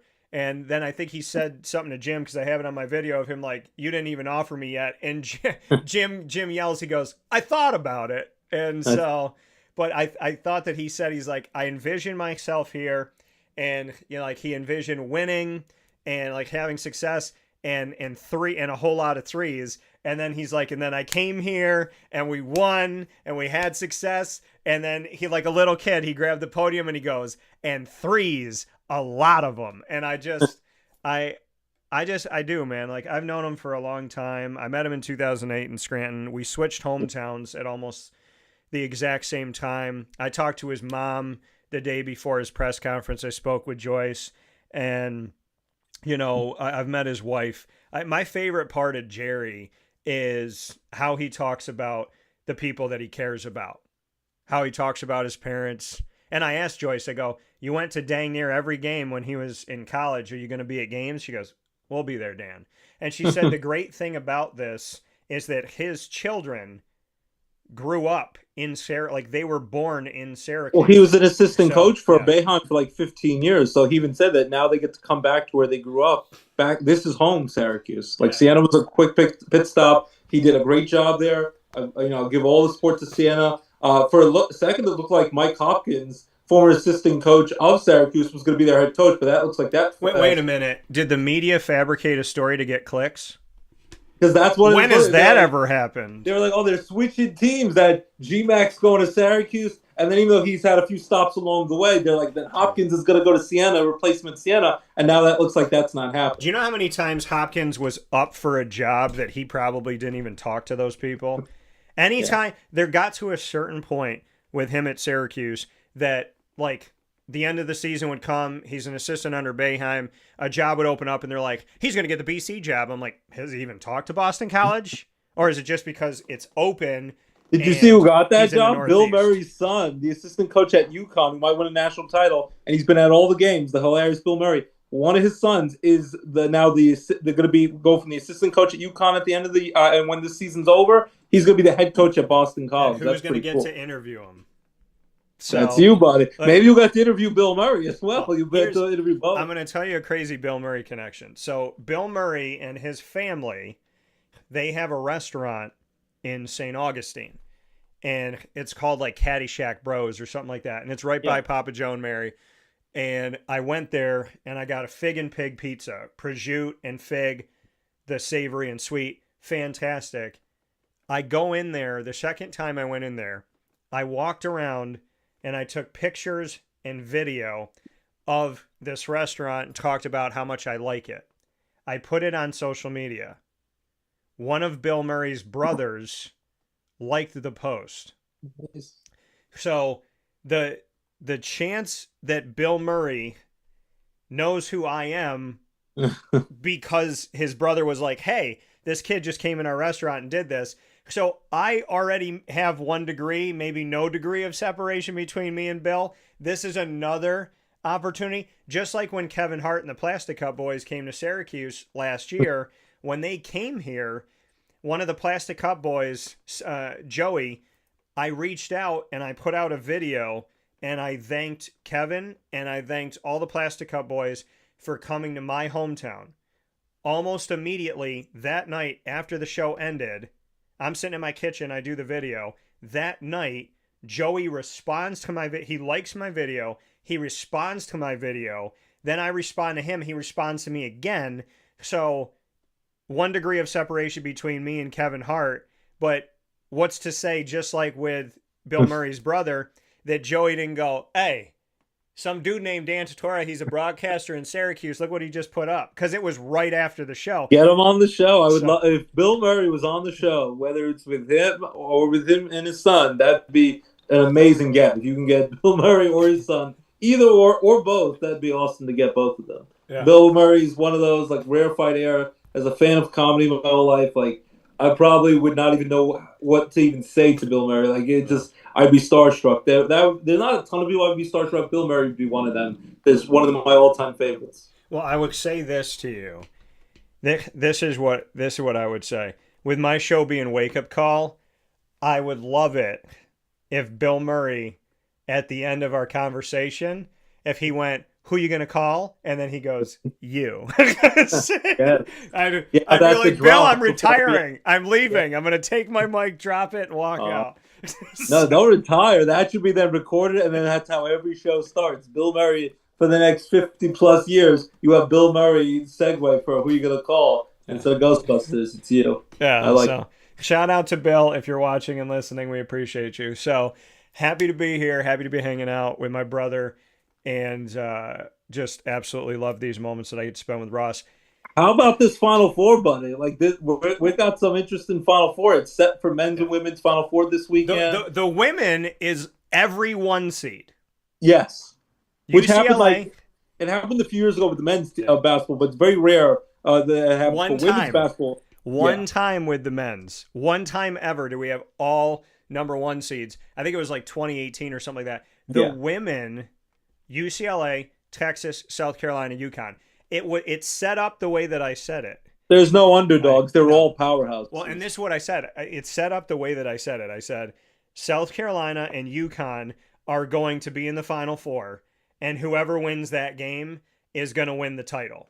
And they're set up against each other, and I picked UConn, but I also said, and you know this, I said, I'm picking UConn this year. But if Dawn Staley wins, I'm not going to be surprised and I'm not going to be upset because I absolutely love watching Dawn Staley. But is that going to be the semifinal matchup, not the national title? Yeah, I wish that was the national title. That's what I wish, awesome. But no, they were set up to play each other. So they're on one side. UCLA and Texas are on the other side.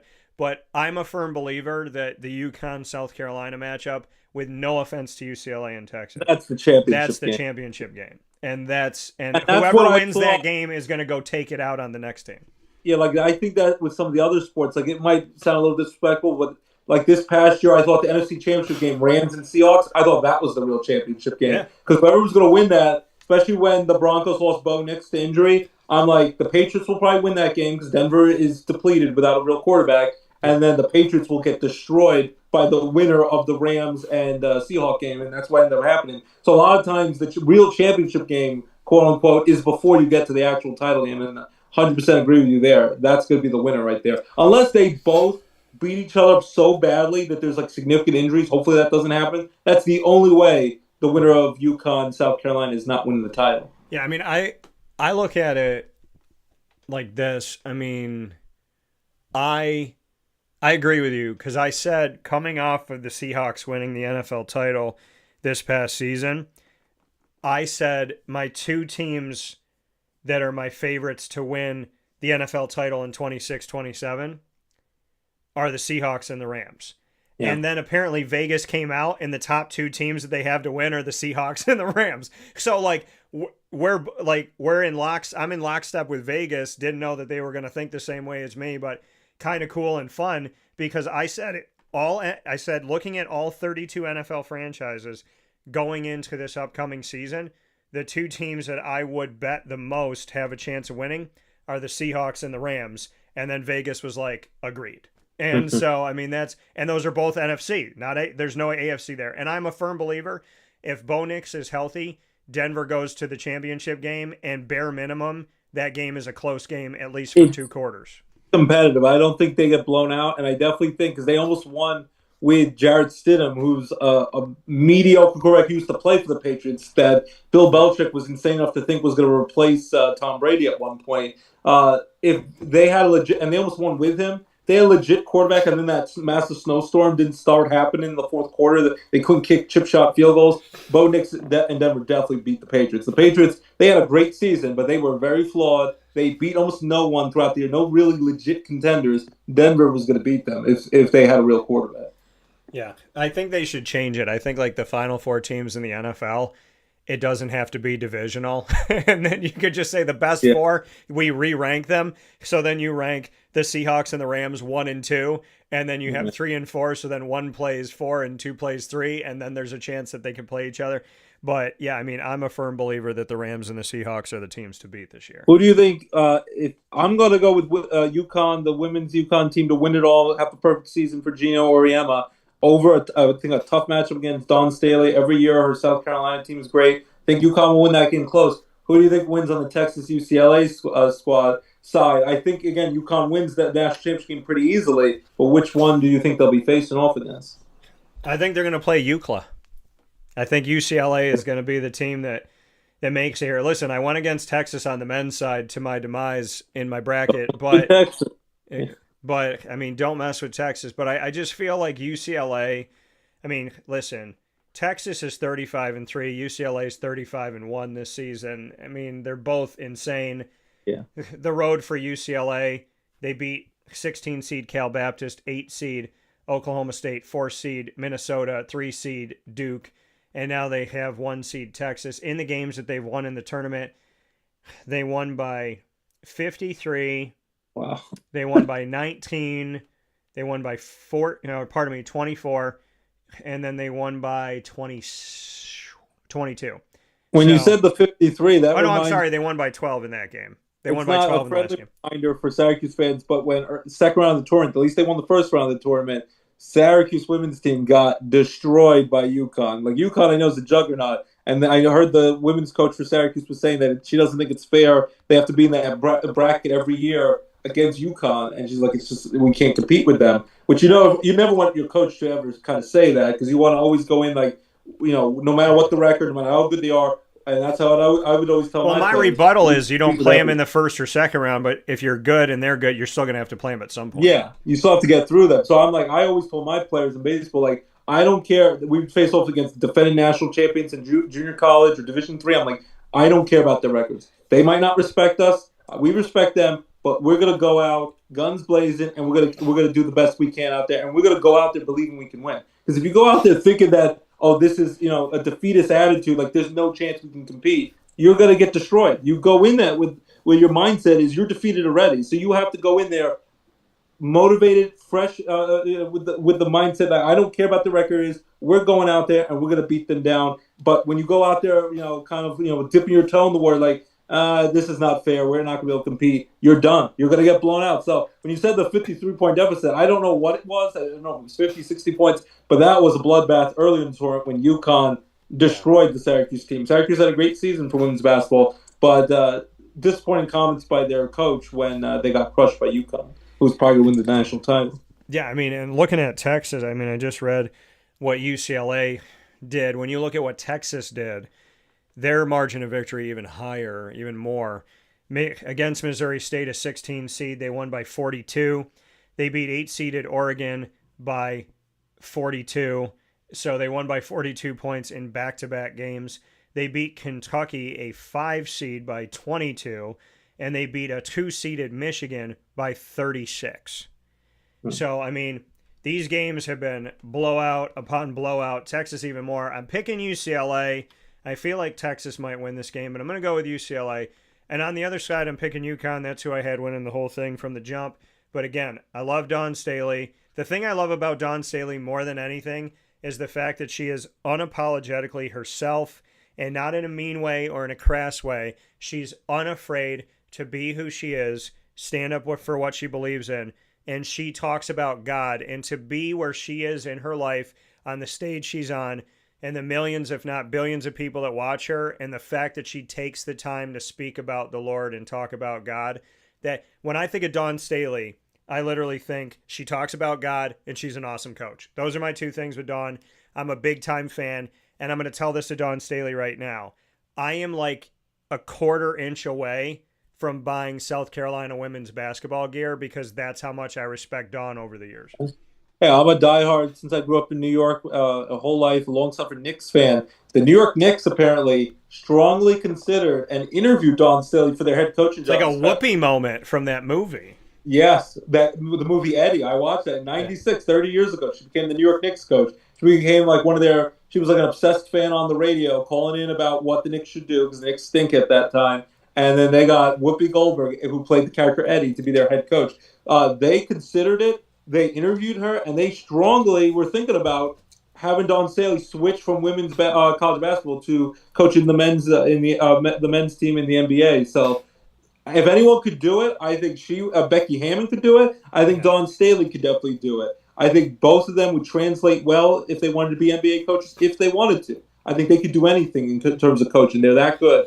A lot of respect for Dawn Staley. And, of course, I always was a fan of her brother Deuce Staley, who is, I think, one of the assistant coaches. It was for the Lions. I'm not sure if he still is. And then played for the Eagles. Was a great running back. I remember you talked about drinking pickle juice in 2000 when they beat the Dallas Cowboys and upset them. Dawn Staley's brother, Deuce Staley, big fan of him from the NFL days, but big fan of her. I'm going to go just a little different. I'm going to say that Texas beats UCLA, but I think that will be close. But then again, I think UConn, South Carolina is the real championship game. It's going to be close. But then UConn wins that, and then I think UConn crushes Texas in the title game for the perfect season. And Gino Auriemma, you got to give him his flowers. Been doing it for over 30 years. Keeps winning national titles, Final Fours. Been a great coach.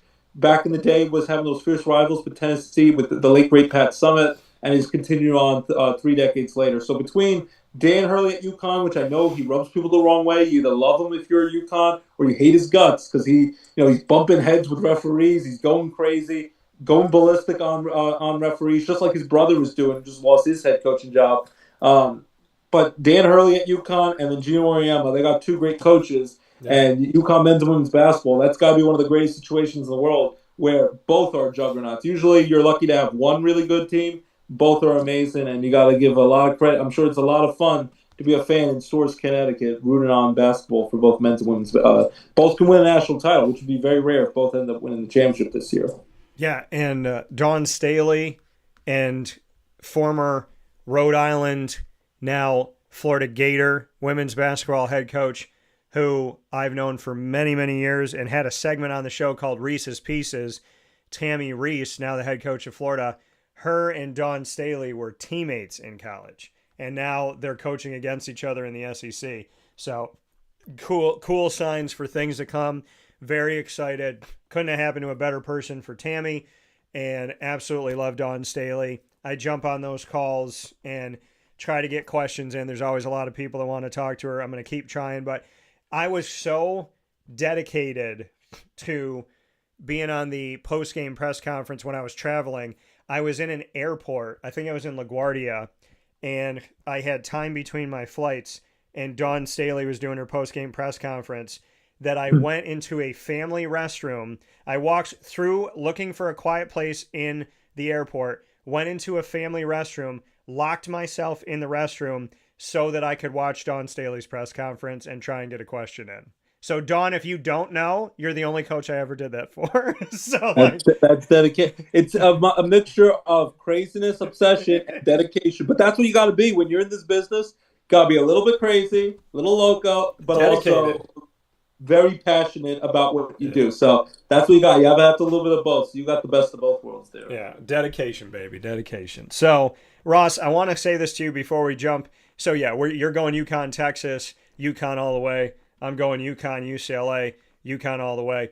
I do want to go to this, though. I just announced the newest partner of the Wake Up Call with Dan Tortora family is Gray's Craze. They're in Clay, New York. They are all over the country. This is the first Gray's Craze in the entire state of New York.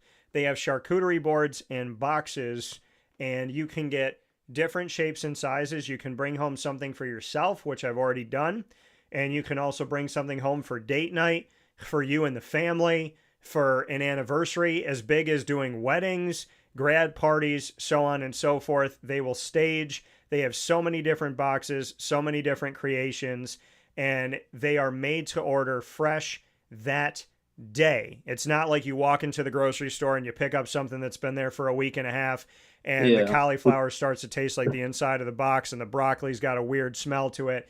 Gray's Craze makes it that day. So I got to ask you this, Ross, with Gray's Craze of Clay, New York, being my newest family member here on Wake Up Call, if you could make a charcuterie board when it comes to meats, cheeses, desserts, whatever, if I was going to make a Ross Turetsky Gray's Craze box, what are you putting in it? Well, I remember as a kid, and I still like it to this day. I don't have it much. I loved Munster cheese. I don't know why. I was always a fan of Munster. You can hear your accent sometimes, and you like other times you can't. But then when he says Munster, Munster cheese, young Bernie Sanders, Munster cheese. Munster. So I love that. Prosciutto is always a good time. Ham, salami. I used to get my parents would get the big hunk of salami. I would always fit Italian salami. All the stuff is good. It's not really on a charcuterie board. You want to throw bacon in there. I'm a good Jewish boy. I love eating bacon. I'm definitely not kosher.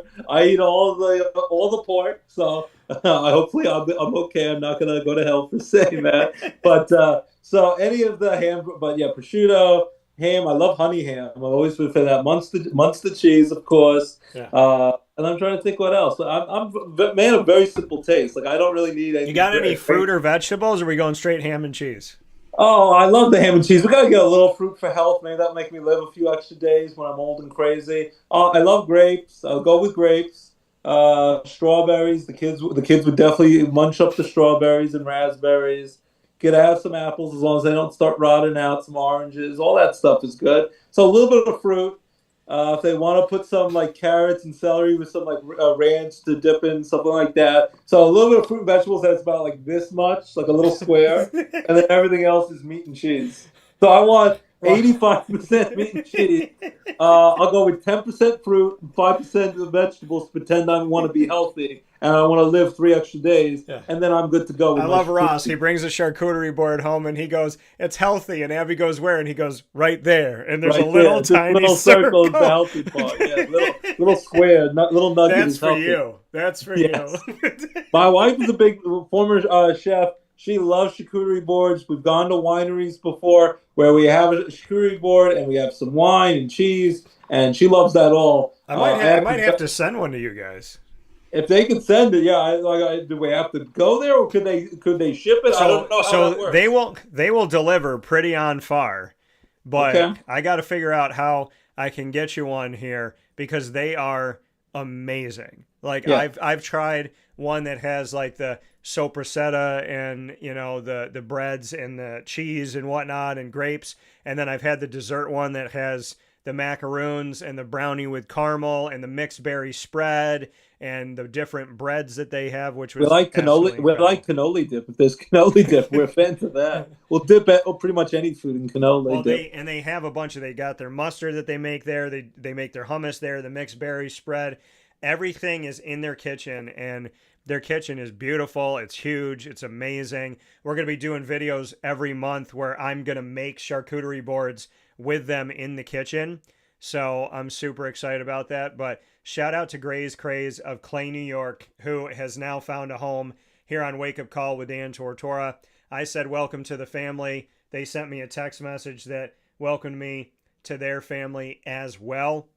And I just want to let everybody know, for Gray's Craze, if you'd like to come out and visit them in Clay, New York, like I said, the first Gray's Craze in the entire state of New York. If you want to go and see them, they're on 4599 New York Route 31, Suite 5 in Clay, New York, right in front of the new apartments that are there. You can call them at 315-409-4171. That's 315-409-4171.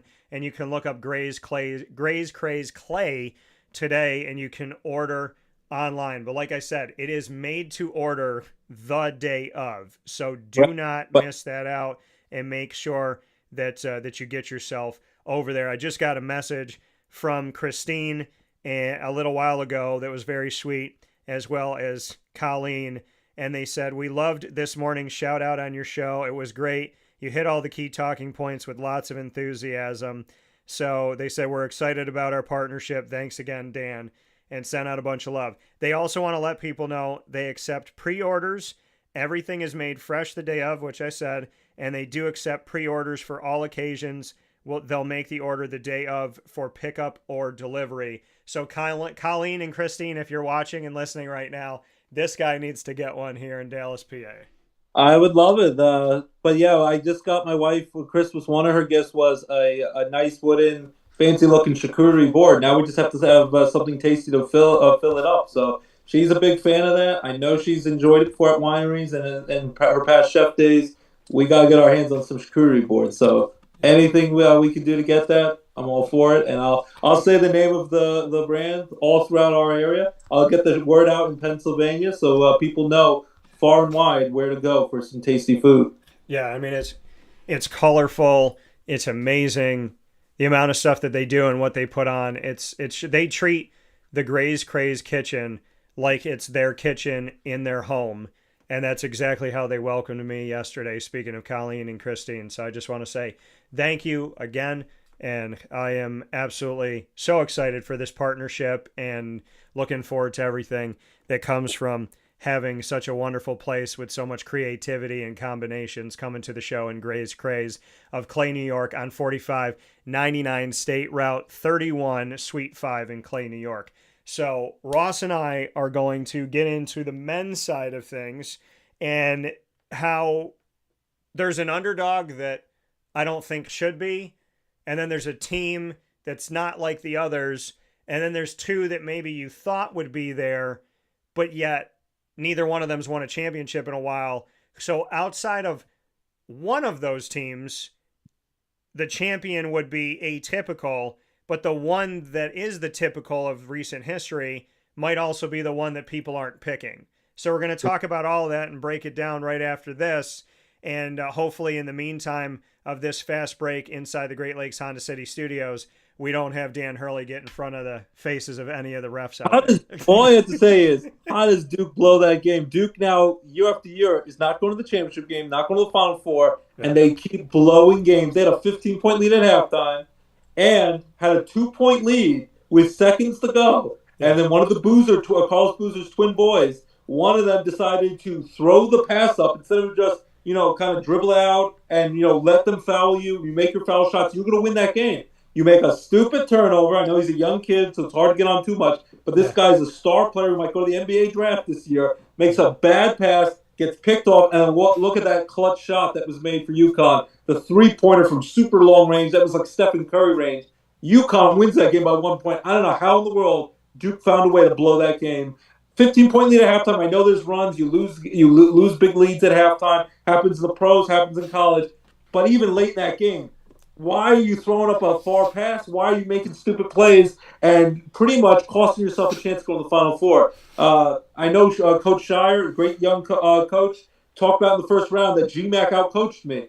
He got outcoached there, and he made some bad mistakes. Or his kids they choked under the pressure, unfortunately. They got nervous. They choked. They got nervous. They clutched the ball too tight and made some bad faulty plays that cost them that chance to go to the Final Four.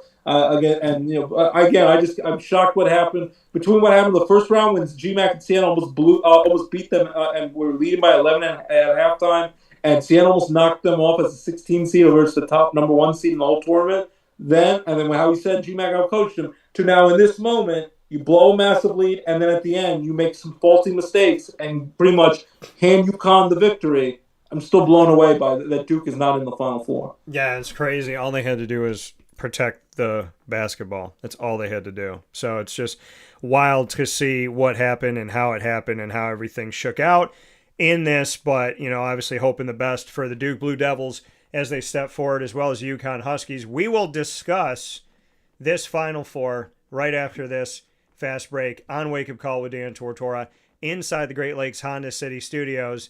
And I have come up with a lot of jokes that may or may not be dirty that have to do with all the sounds of Super Mario. So I wanted to say that with Super Mario It's Galaxy. a family show. We're about to go to that. My kids got out of school early in about an hour. Yeah. We're going to the 3:10 show in Cinemark. If you want to get your butt down here, Dad, we're going to see it. 3:10. None of that XD or 3D nonsense. We're going to see the new Super Mario Brother movie. And we're going to have a glorious time because today is opening day for the new Super Mario Brother movie. It's me, Mario. I can't wait. I'm very excited. By the way, Yoshi, that's my dinosaur for life. So Donald Glover, Childish Gambino in his rap days, is a funny comedic actor. He is the voice of Yoshi, and he was actually at Dodger Stadium last night. Here's my son's Dodgers hat because he's going to be on the Back Mountain Dodgers for our coach pitch team. I'm going to coach him this spring, and we found out we're going to be the Dodgers. He's a big Ohtani fan. I got him an Ohtani card, a jersey, a hat from their back-to-back championships.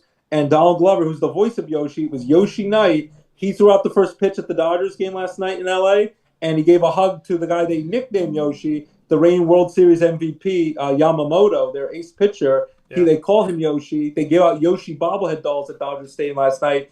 And they had the Yoshi mascot there, and then all three Yoshis, the pitcher, Donald Glover, and the Yoshi mascot all hugged each other at the mound. It was a glorious night in La La Land last night, so that was cool. But we're very pumped for the new Mario movie today. Yeah, very excited. So I definitely looking forward to seeing that movie myself. And shout out to Chris Pratt, who is voices Mario in the movie. So excited for that. And I'm a big fan of Childish Gambino. So do your thing out there, Donald Glover. We'll take a step aside for a fast break. When we come back inside the Great Lakes Honda City Studios. Peaches. Remember Jack Black? We got to get some peaches. And now there's going to be a Bowser Jr. in this one. So I need some peaches or a new glorious Jack Black song. Really get me going. Yeah, and Star Fox. Yeah, Star Fox is going to be in this one. Glenn Powell, who does who does a lot of great stuff. The Twister movie, and then just did the Chad Powers show with Eli and Peyton Manning. Chad Powers, great show on Hulu. Coming back to season 2. Glenn Powell is good and was in the new Top Gun movie. He's going to be the voice of the Star Fox guy in the movie. A lot of great stuff coming up. Little did you know that we were going to promote Super Mario Galaxy. Where's my money? So they're paying us. Universal, NBC, Comcast. Checks in the mail. Where is my money? So we'll be back right now. Like the Tony Soprano, Johnny Manziel. Where's my money? Yeah, where is my money? So we'll be back right after this inside the Great Lakes Honda City Studios. Here with you. Right. Very happy to be here with you, Ross, myself, and Mario. Here's a message from Renee from Bryan's Landing, located on 6523 East Seneca Turnpike in Jamesville, New York. Open Tuesdays and Wednesdays for dinner, Thursday through Saturday for lunch and dinner, and Sundays for brunch. It's a lot like the way that my mom and dad ran their restaurant. We have put in place a lot of people that are family to us, very similar to how my dad hired people that were family to him. And then the tradition I'm carrying on is a lot of the items that are on our menu are my dad's. And he taught our chefs how to recreate his dishes. So I think that Tommy McNerney, who our executive chef is, to him it is an art. And I think that when he does create a dish, it's not just about making the food taste delicious, which is definitely our priority, but it's an art to him, and it's almost like his canvas on a plate where he just wants the colors to look great, and people love it because he takes pride in that. And Brian and I appreciate that. We want it to obviously look good and taste good. I will tell you, when we opened up, it was 6 weeks before COVID. And what was amazing was the community, our friends and family stepped up, and everybody did takeout. Everybody supported us. Our hearts were just so filled. So to Brian and I, obviously our friends come all the time, and we just have repeat customers in Janesville, and I think people going to our previous restaurant in Green Lakes are making the trip to come to Brian's Landing to support us. And I mean, I think we have great food and a great atmosphere. So it's very, very important to us. Head to Brian's Landing, located on 6523 East Seneca Turnpike in Janesville, New York, where memories have become recipes that are now meals to share with you. Tuesdays and Wednesdays for dinner, Thursday through Saturday for lunch and dinner, and on Sundays for brunch. And be sure to come out for live music Friday, Saturday, and Sunday.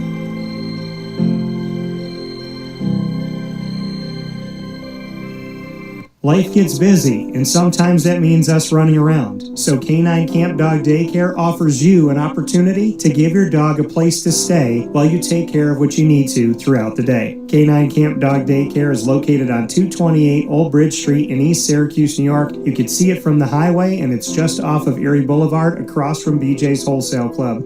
Call 315-437-7110. That's 315-437-7110 to schedule an appointment to bring your dog in and tour the facility. Appointments are Monday through Thursday after 6:30, where you and your dog can see everything that K9 Camp Dog Daycare has to offer, including a self-serve dog wash and a retail store filled with all of your dog's wants and needs, including food, treats, harnesses, leashes, and more, making K9 Camp Dog Daycare your one-stop shop for your furry loving friend. Right, Lily?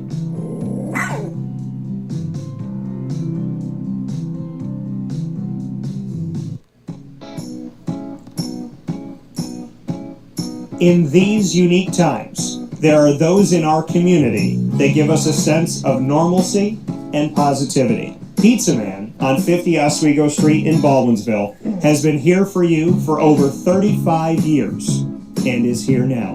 Call 315-638-1234 or order online at pizzamanbville.com to bring those familiar tastes into your home. And remember to come see our monthly on-site broadcasts centered around the community and our Baldwinsville bees. Pizza Man in Baldwinsville. Any way you slice it, they are always here for you.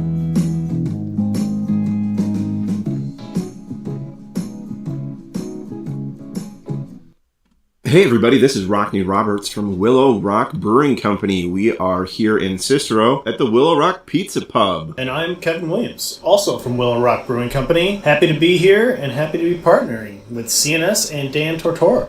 You want some place where you can feel comfortable and hopefully ingratiate yourself with the community. And Kevin, he grew up right down the road from here. I grew up in Brewerton, so not too far away. We know the area, we know the people, they're great, and we were just really excited to be able to come to the area. Yeah, and having the opportunity to meet some of these coaches, some of the people in general already, and seeing the CNS colors kind of around, and already partnering on a smaller level with individual teams really made this make sense to us to really formalize kind of a partnership with the school and get this rolling. You know, Willow Rock to me has always been about high quality beverages, high quality experiences, and now high quality food in our pizza pub. You know, that was something new for us when we came to Cicero. Right from the drop, we knew we were going to have a focus on the highest quality food to go with our high-quality beer. At the Willow Rock Pizza Pub, you're getting high-quality, hand-cut, top-notch ingredients. We're open for lunch. That's a really important thing for us, is to be able to get that person in here like, hey, you only got 30 minutes for lunch, but we're going to have something for you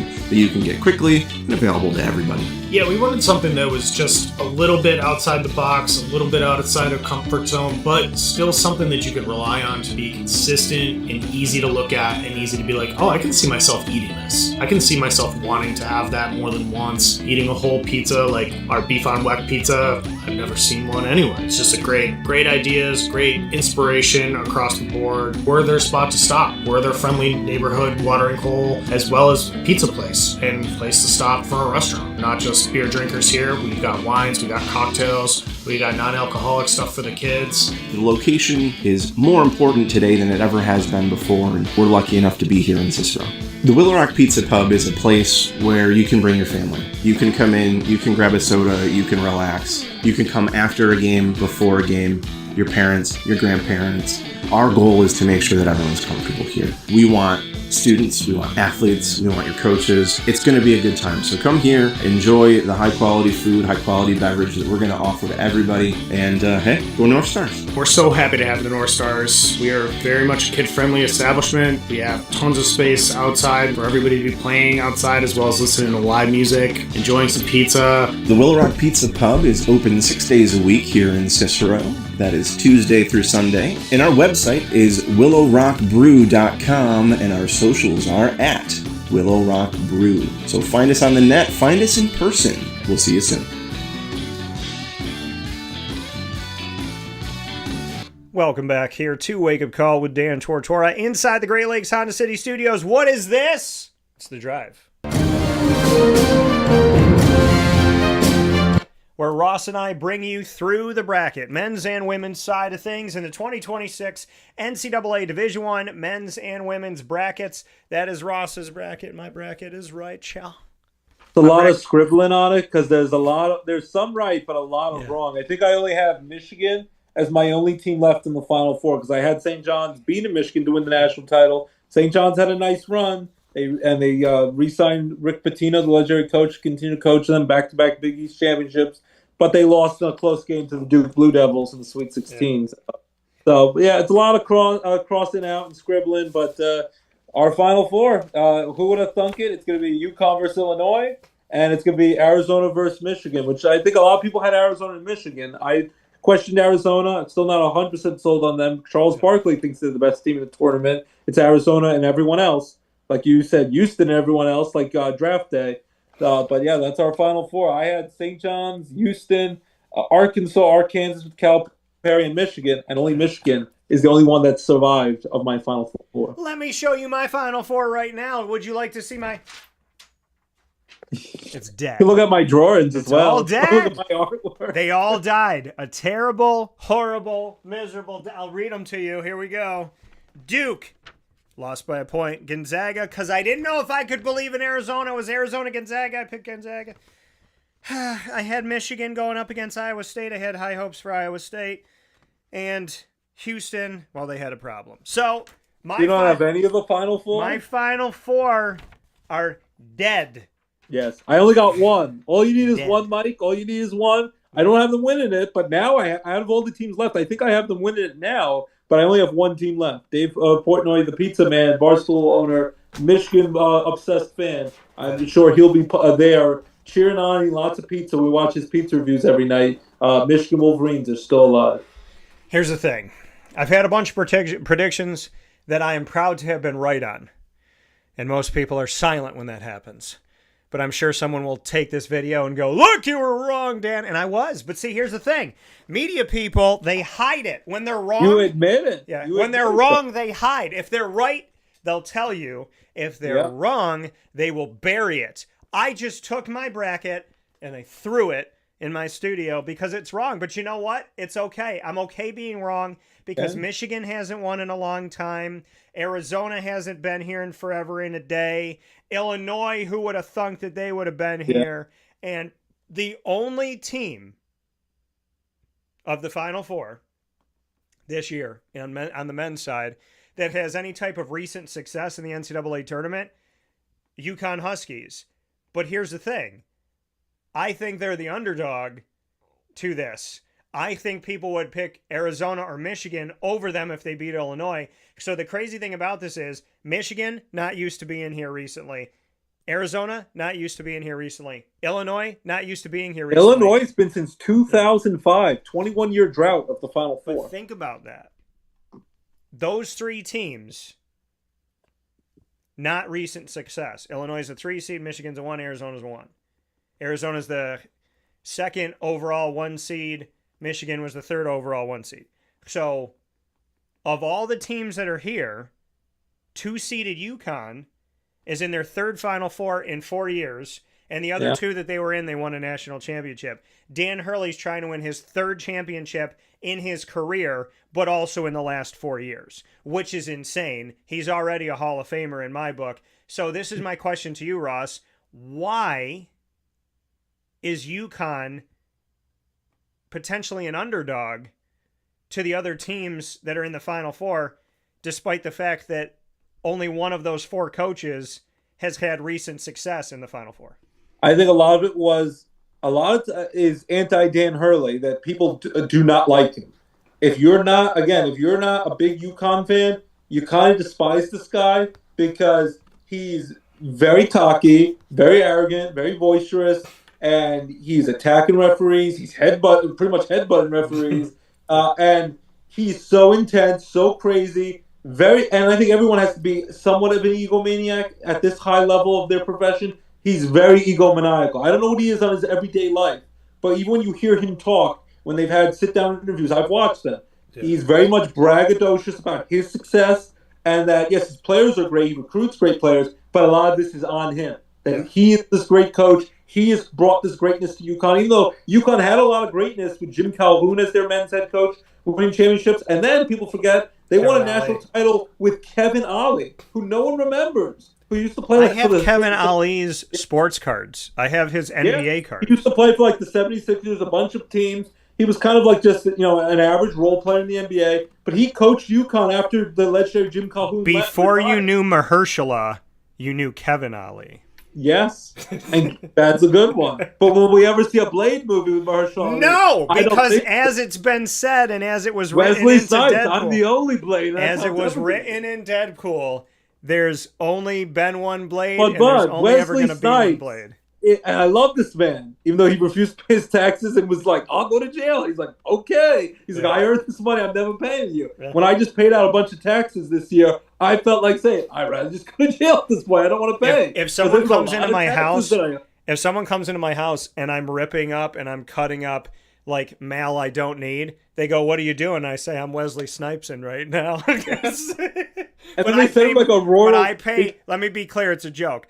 I am on record that I pay my taxes since I was a child, I was very young. I see the wings. No, I pay. I am a legitimate Italian. I am a legitimate Italian. I pay my taxes. So, because listen, I'll say this to you. I pay more taxes than Apple when they're sitting here saying, we have so much money, but we spent so much, we broke even. I'm paying taxes and Apple's not paying taxes. Yeah. There's something wrong with that business model. Yeah, I don't want to give the exact figure. I paid a sum of taxes. I just wrote out the checks 2 days ago. I was in tears writing them. It was thousands upon thousands of dollars. The amount of money I paid in last year's taxes was wild. Yeah, wild. This year was wild for me. All I'll say is, a lot of people are bragging. They get $9,000 refund checks. There was no refund, and I owed lots and lots of thousands of dollars to the government. I paid it. But I was in tears. I felt like my hand was going to catch fire having to write out those checks. I hated it. I think when we pay our taxes, they have to tell us where our money's going. Yeah. I want to know where it's going. Because if it's going to buy a new podium for Nancy Pelosi's office, I'm not paying for that. Yeah, it's just frustrating. Hopefully they put it to good use, help schools and firefighters and teachers and all that, but it's terrible paying that much. But what I say is Wesley Snipes is going to be 64 years old this year, 64 years old. I don't care. Looks great, was great in Deadpool. Wolverine until he's 90. Yeah, I know. That's what they said with Wolverine with Hugh Jackman. But you need a succession plan. So my idea was have Wesley Snipes be Mahershala Ali's father and pretty much train him to be the heir apparent, to be the new Blade, so they could have Blade for years to come. No. You can't bank on Wesley Snipes living to over 100 years old and being Blade forever. No. He's a human being. Has Wesley Snipes ever looked better than when they're in the cave in Deadpool and Wolverine? He looks amazing, but he's still in his 60s. And he walks out and he's got a little bit of white gray hair, and the music where it's like, and you hear and you see him come out, and then they're like, hey, where's that from? And they're like, that's from the Punisher. And like, which one? There's so many timelines. And then he gets up there, and he's like, but there's only one Blade, and there's only ever going to be one Blade. That's and what he Deadpool said. looks at the camera like this. And I was just like, yes. Because here's the thing. This is my belief. Because I do Superpowered Pop, my entertainment show, and we cover Marvel and all that stuff. Here is my belief, and it's been my belief since that was said. I believe that Disney came out with Blade, and they were going to do Mahershala Ali. And then they get the 20th Century Fox, all that stuff. They build the Deadpool plan. They get whoever got it in, I don't know, Ryan Reynolds, whoever, but they got Wesley Snipes to do this. When he comes in and they see him, I think whether or not Disney wanted that, Ryan Reynolds, Wesley Snipes, whoever, because Ryan was with Wesley in Blade Trinity, the third one of the trilogy, I think that they put that in there to basically tell Disney, if you're going to make a Blade movie, this is your Blade. And I think that we've had. Well, he at least needs to be involved. He needs to, like I said, if he's not, he has to be Blade, or like I said, he could be Blade training the next Blade, but he has to be involved in a major way in the next Blade movie because the fan will revolt if he's not. I think there's been development hell for this movie because I think that they changed face and they're going to make another Blade movie with Wesley Snipes. I think Wesley's going to be Blade, always going to be Blade. Here's my negotiation. Wesley is Blade because that's my Blade. And by the way, the second Blade movie, the first scene of the second Blade movie with like the Predator vampires, that is still to this day one of the grossest 14 minutes of that I've ever seen in my life. But because that's just a disgusting thing. Anywho, but he's Blade. Here is my compromise. I love Cloak and Dagger. Yeah. Cloak and Dagger had a TV show where they're teenagers.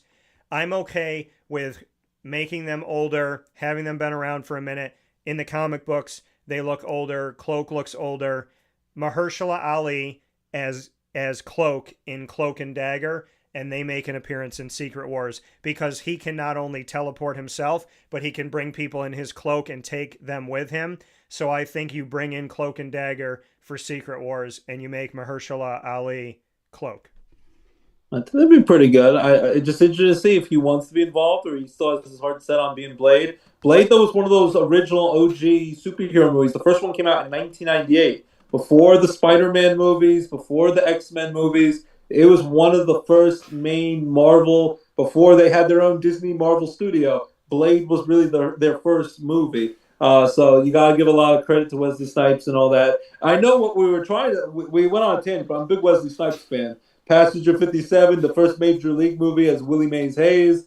All the great movies. Blade, of course. White Man Can't Jump with him and Woody Harrelson. Great dynamic duo. Can I tell you two quick stories here? Remember what you're going to say. I'm going to tell you two quick stories about Wesley Snipes. My buddy Rob Drummond came to his house playing for the Philadelphia Eagles, and he was a rookie, went to his apartment, and he goes to his apartment, and there's a party in his apartment that he did not put together. Sitting on his couch, Wesley Snipes. Let me bring you to another moment. Charlie Murphy came back to his mansion, went in his house, and there's a party going on in his mansion. Wesley Snipes is sitting on his couch, and to go total full circle on this, he goes, Wesley, aren't you supposed to be in jail for like not paying his taxes and stuff? Yeah. Wesley looked at Charlie, and I'm paraphrasing here, but he said something, according to Charlie, he's sitting on Charlie's couch when he's supposed to be in jail, and he's like, Wesley, what are you doing here? You're supposed to be in jail. And Wesley Snipes looked right at him and said, I know, right? I believe the story because when they would do the Chappelle show, Charlie Murphy, famous stories with Rick James and all that stuff with the 5-finger say to the face slap, smack, he mentioned hanging out and partying with Wesley Snipes back in the day. So like in the early 90s and everything and past that. So I definitely buy there's some wild party stories between probably Rick James, maybe Prince, Eddie Murphy, and Charlie Murphy, along with Wesley Snipes. A lot of them were hanging out at some fun parties back in the day. Yeah. So what were you going to say about Wesley? Oh, I was just saying that to kind of refer, we go on tangents. I'm a big Wesley Snipes fan my whole life.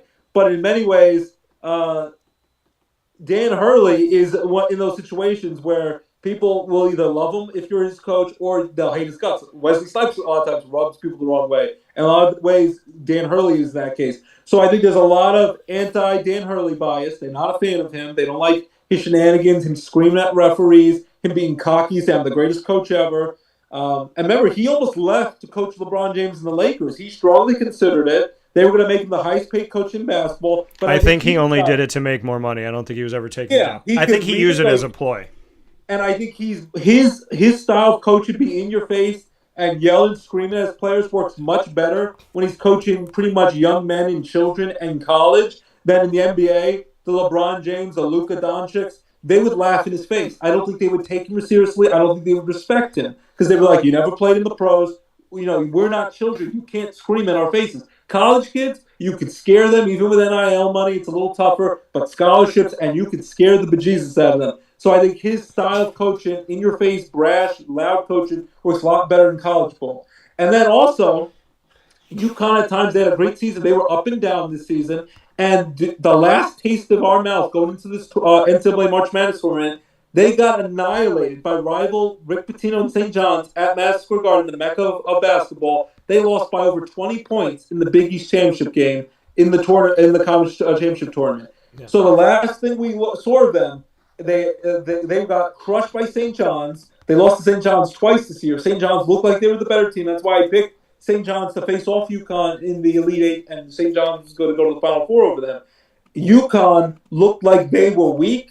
They were a very good team, but they were ripe to be had, and there was weaknesses that you could exploit if you were one of the teams. Plus, the gauntlet they had to go through with Hall of Fame coaches and great teams they had to go through.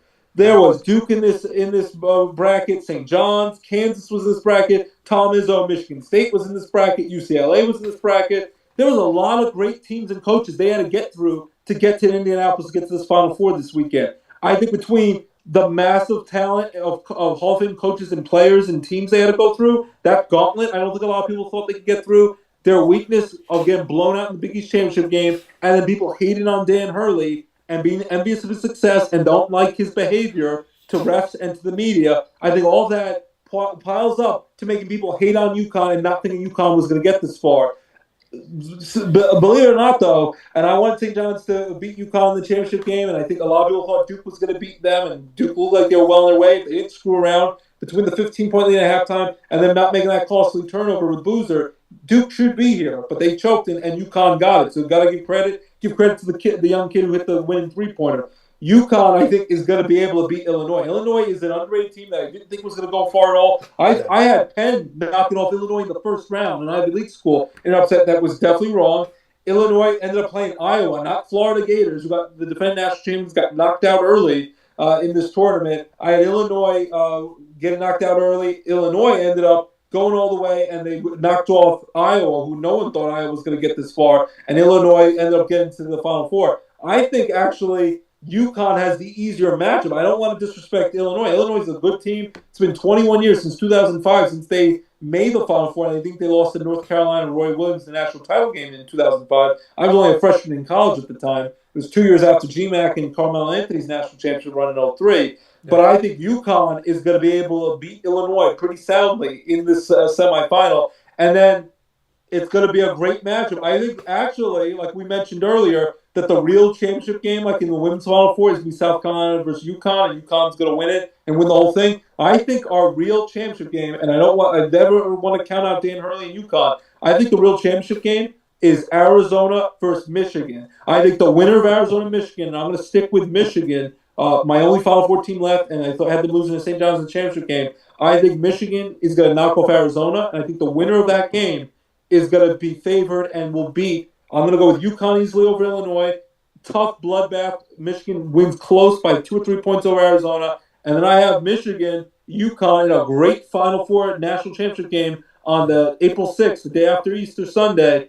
I'm going to have the Michigan Wolverines cutting down the nets over the UConn Huskies. But don't count out UConn. You do that at your own peril because love him or hate him, Dan Hurley is an all-time GOAT as a coach. He loves to say it and brag about how great a coach he is. He's going to be a Hall of Famer one day. And Dan Hurley, with all the pressure, and everyone remembering Jim Calhoun as their coach for many years, and Kevin Ollie won that one national title before he got let go, and everyone knowing Gino Auriemma on the women's side, Dan Hurley has made himself a legendary coach, and before it's all said and done, he might become the all-time most famous coach at UConn. And Dan Hurley and UConn cannot be counted out. What they did against Duke was an amazing Cinderella upset moment, which is hard to call them Cinderella when they're one of the top seeds year in and year out and have won a bunch of championship games. UConn's a dangerous team. I think they're going to beat Illinois, but I think the winner of Arizona-Michigan is my national championship winner over UConn on Monday, April 6th.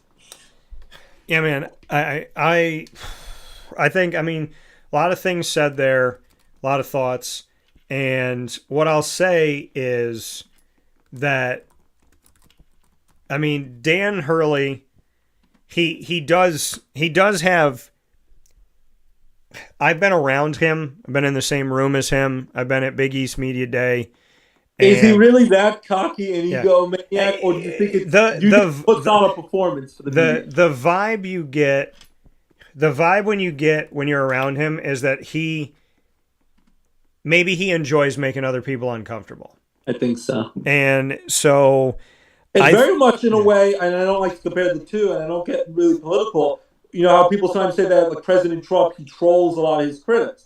I feel a lot of times that Dan Hurley knows he can bother and get on the referees, the media, the other coaches and players, and he's like, I control my enemies. I control and annoy the people that I'm going up against, my competitors. And I think a lot of times, I think President Trump does the same thing. And I think Dan Hurley does the same thing, where they know that they could do a lot of things, and they're very successful, and that they control and bother people who they might be thin-skinned and can't handle the criticism. And I think Hurley and President Trump kind of get excited and enjoy watching their quote-unquote haters get up in an uproar and go ballistic, because I think it gives them joy. Late at night when they're doom scrolling on Twitter, I think they both enjoy it. They're highly successful men at their jobs, and I think they really enjoy watching people squirm and get upset at them. You know, That's my comparison I'm going with. Well, being on a bunch of calls with Dan Hurley, being able to be on those media calls and whatnot, and then, like I said, being in the same room as him at these events, it's the vibe. The vibe you get from him, it's a vibe. It's a vibe of like, I'm better than you, and it's like, oh, I'm not. Prove it. He's one of those people that he does like someone's. Yeah, I just saw on TV. He has a very, and I don't like to promote bias, he's a very punchable face.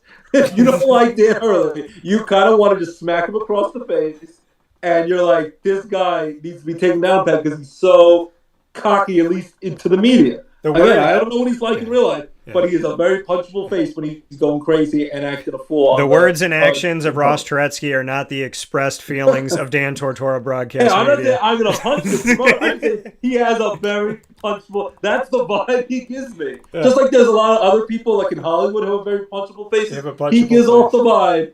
Yeah. He might need to be punched in the face. You have a punchable face. It's the greatest compliment. But so I mean. I didn't say that about you, buddy. I know. My older brother, has a very punchable face. Yeah, Carl has a punchable face.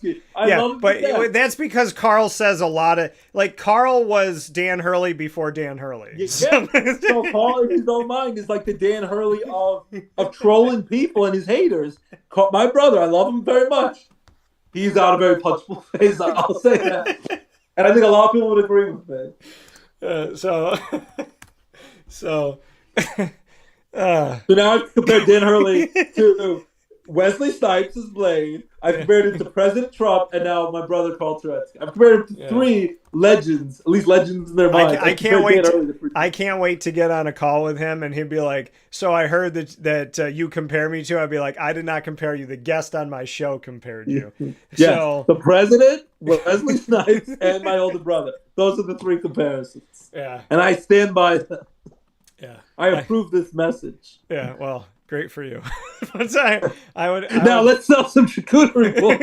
Now let's sell some shit. I was Let's thinking the make some same thing. commercials. I was thinking Let's the exact sell same the thing. pasty ham and the Back- prosciutto ham, man. We need to sell Back to charcuterie boards. Let's get back to what's important. Let's say the name. What's the name of it? Let's get Gray's their money Craze for it. Clay, New York, baby. Yes, So- we're selling them. We're selling those charcuterie boards. I think that they should make a charcuterie board that's called Punchable Face.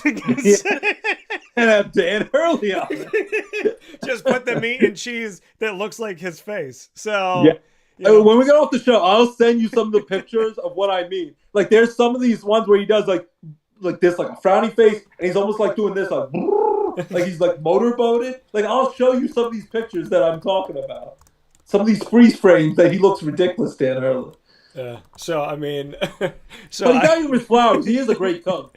He is. But, you know, I did say that Bill Belichick, that his face, I've compared Bill Belichick to the human embodiment of constipation. So, I mean, I have made thought, I mean, there are things that people make you think of, and I'm not trying to knock, you know, Bill Parcells by any stretch of the imagination. It's something that I thought when I saw him, but obviously I'm not trying to disrespect him in any way, shape, or form. So don't feel that disrespect, sir, because that's not what I'm trying to give you. I mean, listen, Dan Hurley, of all the coaches that I've gotten to talk with and be around virtually or in person or both, I can say that, yes, I mean, he is not someone that wants the media to feel comfortable. I don't think he wants anybody to feel comfortable in the room that's like not him or his players. And so, you know, he does have that air about him. And being at a recent Big East Media Day with him, the vibe I had standing like right behind him and being, you know, I could lean forward and fall into him was like, who's bringing me my coffee? And then like, while there's like prominent people in the conference speaking, he's kind of like that kid sitting in the back, joking around and messing around, like not paying attention to what's being said. Like, how long do I have to be here? That's the vibe you get from Dan Hurley. Okay. Buzz Williams has a vibe where he's like rude, and I don't know if he cares or if it matters. But like when I first met Buzz Williams, super nice guy, very appreciative. When I talked to Buzz years later, he sounded like someone that just like enjoyed picking on people. So I don't know if you hit people on a bad day or if whatever that is. Like, I don't want to believe Buzz is like that. But I mean, I've been around and been on calls enough with Dan Hurley to say that I don't think he cares if he offends you. And so, yes, I'll go with you on that. Now, with that, What do you think their chances are in the Final Four after this amazing comeback against Duke and the crazy three-pointer, the crazy turnover boozer? Love to hear your thoughts on those final chaotic moments in that game on Sunday. That was mind-blowing. And then that three-pointer that was made, what a clutch shot. What are their chances in the Final Four against Illinois? And if they get past Illinois, if they get to the title game on Monday, could they beat Arizona or Michigan? What are your thoughts about UConn's chances? So I'm telling you this right now. I'm happy that Illinois made it, and I'm really like, for their fan base and for what they were able to do. Like, applause to them to the nth degree. It's been a long time coming. Again, 21 years of waiting to get this far. But I don't think they're going to win. No, I don't think like, so. Either. I don't think. I think of the four teams. It would be a major upset if they could beat UConn. I think the four teams that are in the Final Four on the men's side of the 2026 NCAA Division I men's basketball tournament, I think the weakest link is Illinois. Now, I've said, like, I thought somebody was the weakest link before, and then they go on and win, and I'm like, of course. But, like, no offense, truly, no offense whatsoever to the Fighting Illini. I am happy that they're here. I'm happy that they made it. There's two Big Ten schools that are in the yeah. Final Four. Half the teams are Big Ten. Well, I mean, it's about time. They you know, the committee gives them the majority of the bracket for how many years? They give them 8, 9 teams every year. And Boeheim and I were in lockstep with something that he said a bit ago when he was talking about this, and he was talking about how unfair it is in his opinion, and why do they get so many seeds, and what's the point of that? And the ACC gets 3, 4, 5 seeds, and then you have 9 seeds. At the time, more than half the conference in the Big Ten was getting in the tournament. And what did they have to show for it when the only team that was making it a couple of years ago was Michigan State with Tom Izzo, because that's just Tom Izzo and that's what he does. But, it was basically how are you going to punish the ACC and then give all these spots to the Big Ten, and what have they shown for it? So, I mean, credit to the Big Ten for the fact that you had more balls in, you had more lottery balls in there, and this time it ended up working out. I mean, Illinois and Iowa, either one of those teams coming from the South bracket was going to represent the Big Ten. Michigan is representing the Big Ten. So shout out to the Big Ten for getting it done. Nebraska got their first 2 college wins in the tournament. Nebraska had a nice run from the Big Ten. Yeah, I mean, there's a lot of good things that happened. Obviously, Tom Izzo made it to the Sweet 16 once again. And, I was on that call when they asked Tom Izzo what he saw from himself in the next 5 years. And I knew where, I felt like I knew where that reporter was going, and I love Tom Izzo's answer. Yeah. He was winning a national championship. Basically, where do you think I'm going in the next 5 years? What am I going to do? This is what I am. I'm a ball coach. This is my team. I'm going to be here. Retirement scoop there. Yeah, so he basically, it was a question about retirement without being a question about retirement.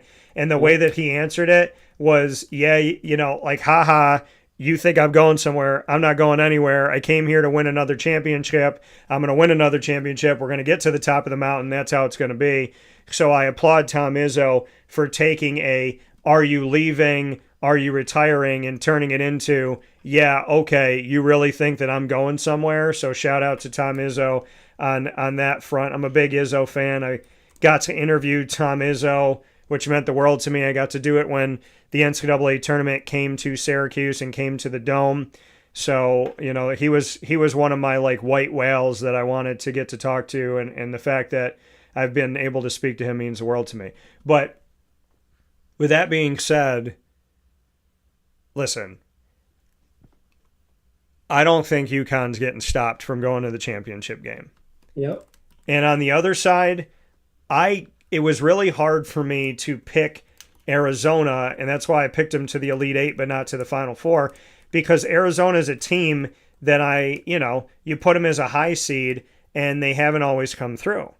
Well, they're historically not the most physical team, and in this one-and-done single elimination tournament, I thought they were going to fall apart at some point. I really thought Calipari and Arkansas, coming off their SEC title, and they had a nice run last year. I thought Arkansas was going to knock them off. But then I thought Gonzaga had a chance, like you thought, and then Purdue, the Big Ten, in the same bracket, Wisconsin lost as a 5 seed to a 12 seed High Point. Purdue got all the way to the Elite Eight, but then Arizona was able to get past them. The Big Ten champs out of Purdue, but I think I agree with you. Arizona, you think that they're usually on kind of a weaker finesse team that is going to be able to dunk and shoot 3-pointers, but not going to be able to get the nitty gritty blocks and rebounds you need to win in this tournament. Like a lot of the Big Ten, like Michigan State type schools. Yeah. But Arizona has proven us wrong so far. And I don't know, like I said, I keep going back to Charles Barkley, who knows ball. He keeps claiming, he thinks from the beginning of this tournament, it's Arizona versus everyone else. Arizona is the best team in the country. And I still think Arizona versus Michigan, the winner of this game, is going to win the championship game, even over a good UConn team in Dan Hurley. Yeah. I don't know. I don't know where your head's at with an Arizona versus Michigan matchup. Who should be favored and by how much? I would think it's going to be a close matchup, but I give a slight advantage to Michigan. Yeah, the 2 number 1 seeds that made it, UConn at 2 and Illinois at 3. I see UConn on the one side because I think the matchup with Illinois is going to be easier than the matchup that they had with Duke or Michigan State. I think that Michigan and Arizona, Arizona last year being a high seed, I didn't believe it. And they fell out. This year I said, am I going to believe they're going to fall out again, or am I actually going to believe that they're a 1 seed?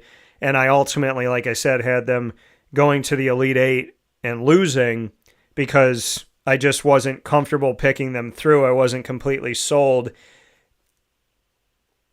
Seeing them get one step farther than I thought they would get, I give them a lot of credit. But with that being said, I followed Dusty May, interviewed Dusty May a bunch of times when he was at FAU, and interviewed him during the NCAA tournament when he made a run with FAU that they had never made before.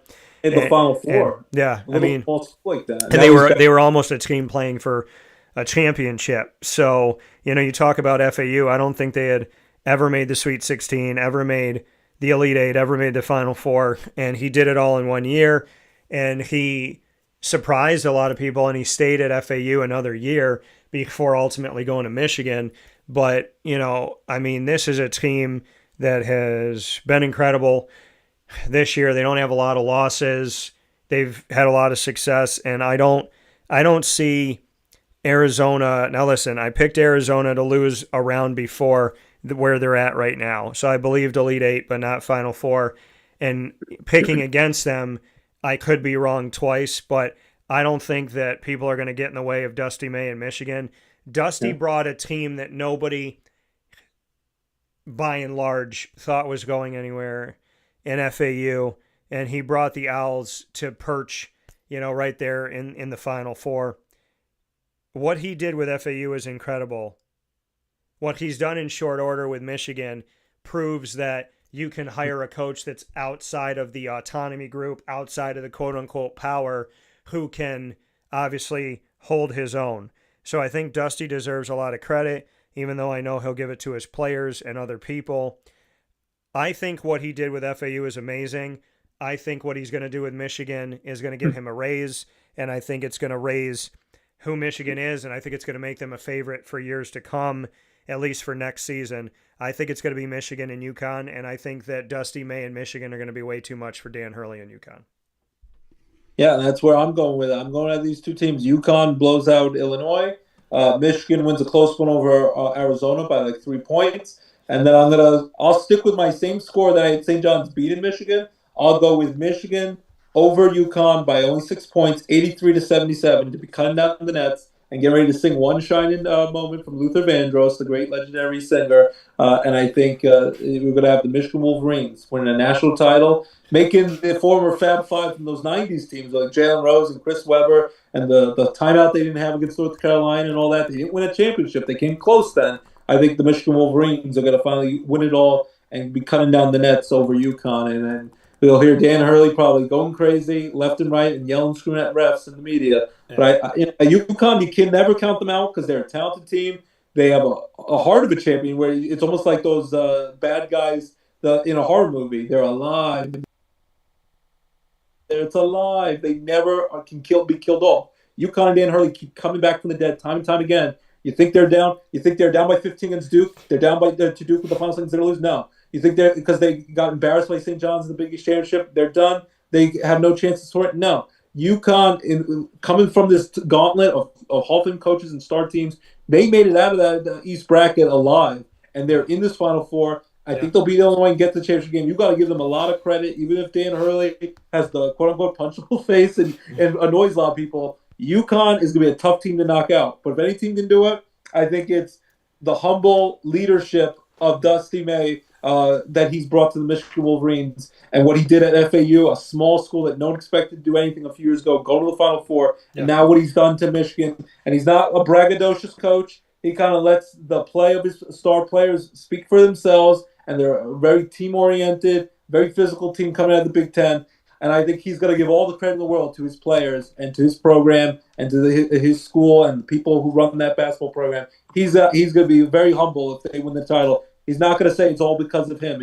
But trust me, if Hurley and UConn win it, it's all because of Dan Hurley in his mind. In his Delulu mind, he will give himself 100% credit in the post-game press conference. I think you're going to see a very cocky, very braggadocious coach versus a very humble coach. Which approach is better? Which team and players and talent level is more of a team and more, or rather more just stars. I think we'll see cockiness versus humble. And in this case, and I wish at the time it was more like this in real world, sometimes it's not, I think humility will beat cockiness and braggadocious behavior to win the national championship. And maybe it's a kumbaya message. I wish sometimes in life the humble people and the people who are quiet could succeed more than the people who think they're the greatest thing in the world and are super cocky. I root for the little guy, even though Michigan's not really a little guy, but I root for the humble and the humility people.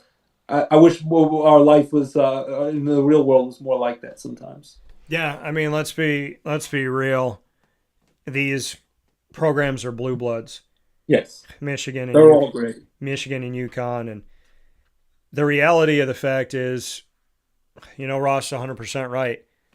You have a coach that's humble, practices humility, appreciative, never about himself, and you probably wouldn't even know he was the coach, and in a respectful way. And the fact that it's not about him, it's about his players.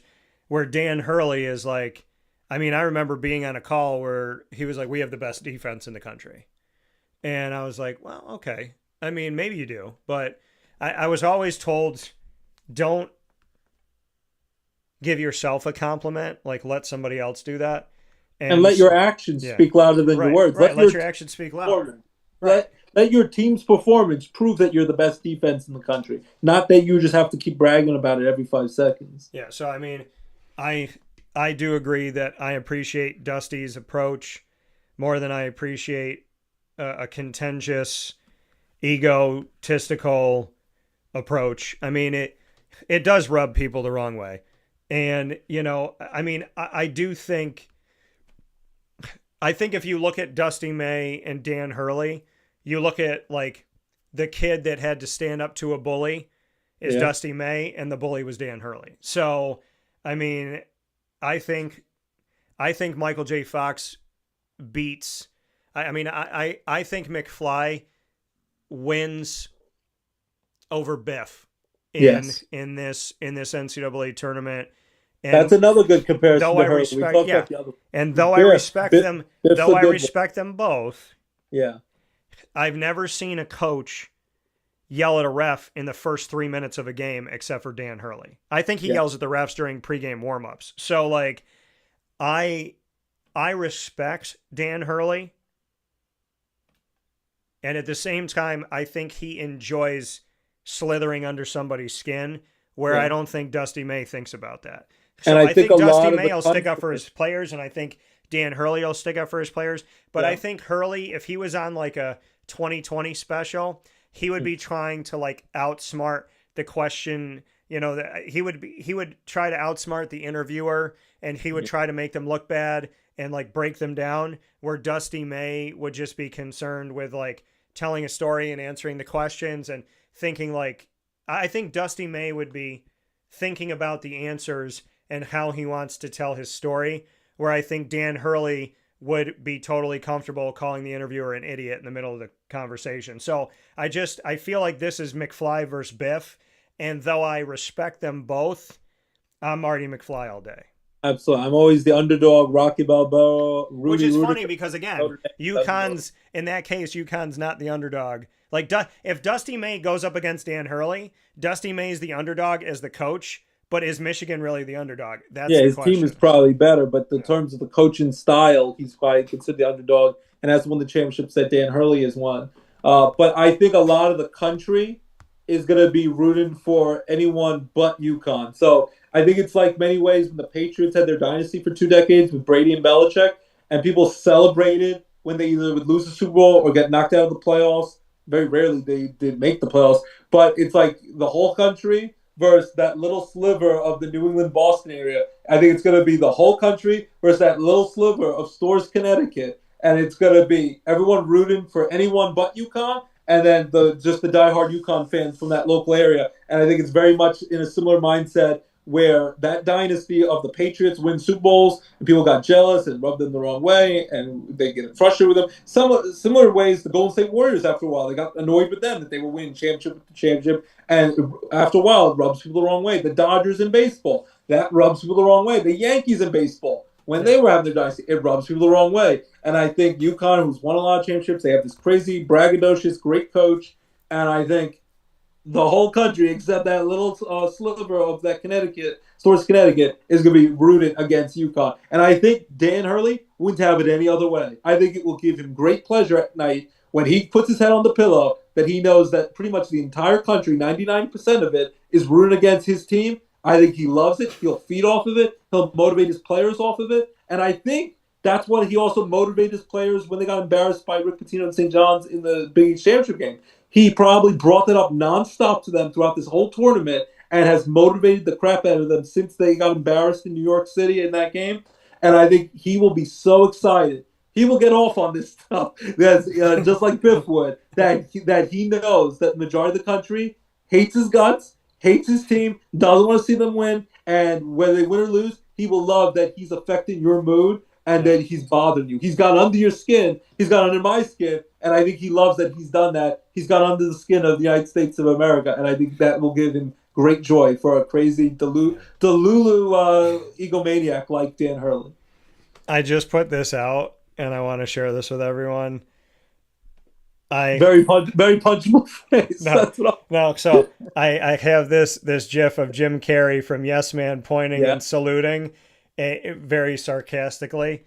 And so I put, I would like to thank the media, by and large, for giving me credit for all of my work over the years. April Fools. That's what I wrote today. So you can see that on my social media. That is my April Fools. Look out for the April Fools because people could be pranking. My kids are trying to. Yeah, somebody put up the Clemson's going to the SEC. So yeah. But do you like my April Fools, Ross? I do. I enjoy it. I'm a diehard Jim Carrey fan. I'm a big fan of that. I love the Yes Man movie. Yeah. Remember watching it in the theaters with you back in 2008 when I had just graduated college a few months earlier. So it's been 18 years. Where's the time? We're getting old. I'm going to be 40 this year. You're already 40. It's we're still young men relative to other things and other people, but we're starting to become the old boomer generation compared to these young whippersnappers out there. I'm feeling old when I cover high school and college sports. They all look like they're 10-year-old children. When I was in high school and college, I thought I was such a big, tall, strong guy, and I was like an adult.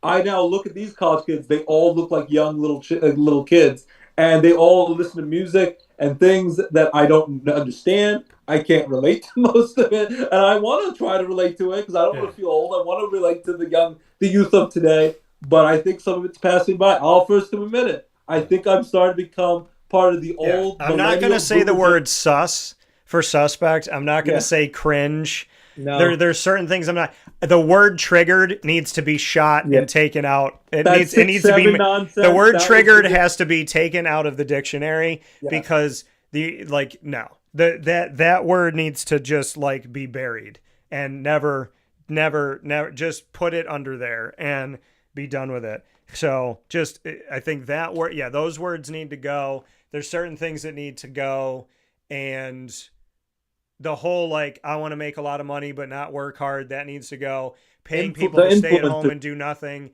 that needs to go. Having people not respect hard work, that needs to go. Using your cell phone while you're on the clock, that needs to go. There's a lot of things that need to go. Yes, that's all right. Like I said, I think we're relatively young, but I'm starting to feel old. I'm starting to feel like I'm becoming, a millennial. I'm becoming an older millennial. I'm starting to have a quiet boomer when the kids say that. I'm starting to feel like I can identify with the boomer. I used to identify with the young kids. I identify more with the boomers now. And that's a scary thing to think about. Today on every April Fool's Day, April 1st, it's my half birthday. So I'm halfway to 40. Yeah. And I'm 6 months away. And it's terrifying. Wait a minute. That means on April 21st, I'm already halfway. Yeah. Man, I just turned 40. What is going on? That's my sister's birthday, April 21st. She'll be 25, which is also mind-blowing because I remember when she was born. I remember when Laura was 5. So she was little. Yeah. She was a freshman in high school. I was a freshman in high school when she was born. So I was already 14, almost 15 years old when she was born, and now she's about to be 25. Right. And she's trying to flip houses she's let me do the math on this. We became friends in 2008. Yeah, that was she was 7. That was 18. So I met her when she was 7, not 5. Yeah.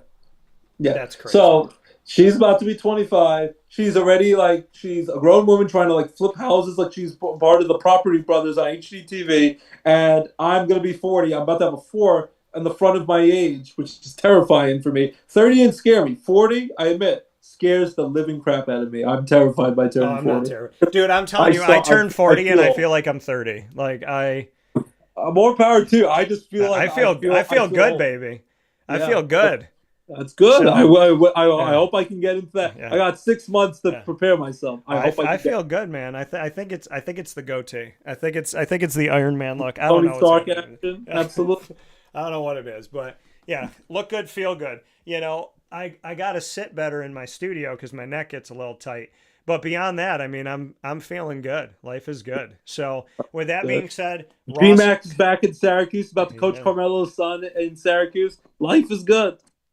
So I would like to tell everybody right now that once again, Ross and I are picking UConn to win the women's title, and we are picking Michigan to win the men's title.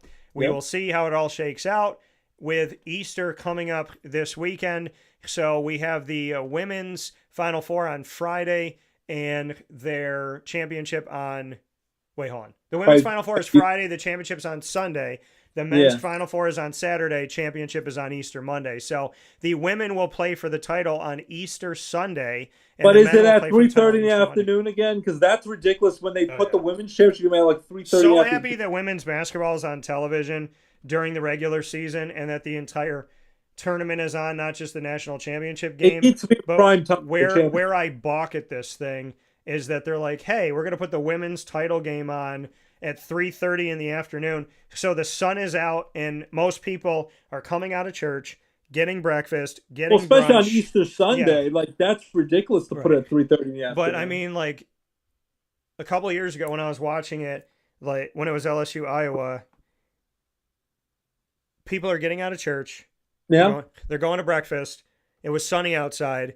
They're probably outside. They're going on a picnic. They're going on their boat. There was Caitlin Clark and Angel Reese, the Larry Bird and Magic Johnson of their time. You had these two superstar talents head to head. It was like when Magic Johnson went up against Larry Bird in the championship game in college basketball back in '79 when Michigan State won over Larry Bird, and when they faced Lakers and Celtics, all those NBA titles. You have the modern day Magic Johnson and Larry Bird with Angel Reese and Caitlin Clark at Iowa and LSU, these two superpowers and these two star athletes that everyone loves to watch play, and you still shoved it in the afternoon when people were still busy and didn't know the game was on. It was ridiculous. Are you ready? Put it in prime time. Show some respect. Are you ready? The women's national championship game after church, during brunch, on Easter, will be on ABC. Oh my gosh. At 3:30 p.m. Eastern. Are you kidding me? I was asking you, hoping they had changed and they had found the errors of their way. You're telling me they still kept it at 3:30 in the afternoon? It's going to be so literally while you're eating Easter dinner, ESPN will have it on then. Do you know what it was last time? ESPN wanted to put their MLB game on. The random Sunday baseball So here's game. the thing. So Major League Baseball is a week in today. Yes. They're a week in. So you want it with a 162 game season, you want to put on a team's 5th or 6th game of the year of 162 games, which is prime time, over putting on the women's national championship game, which will be at 3:30 on Easter. While you're eating ham, while you're sitting at the dinner table, we'll be deciding who's the best team of over 360 schools. That is an atrocity. That's an Where atrocity. is the justifiable answer? There's Said the same thing last year. What did I say a couple years ago? I said the best thing is that women's basketball is on television. The worst thing is the national title game is in the middle of the day. Why is year after year the men's national championship game prime time? A lot of times it doesn't start till 9. And it's too late. The men's game is too late. The women's game is too for early. young kids to watch. It doesn't end until after midnight. Why is that allowed to be in prime time? But women's championship game has to be on a Sunday afternoon at 3:30, 12:30 Pacific time. It's still late morning.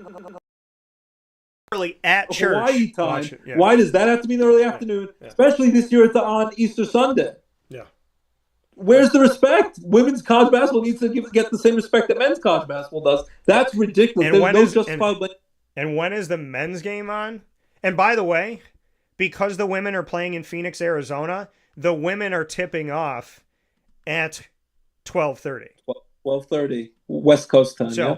the men are going to be in Indiana, and So it's Central Time. so it's, so Central Time. So it's 7:50. They'll tip off, but the game is at 8:50 p.m. Eastern Time. So the men's game is going to start at 9 o'clock, and the women's game is going to be done by 6 o'clock.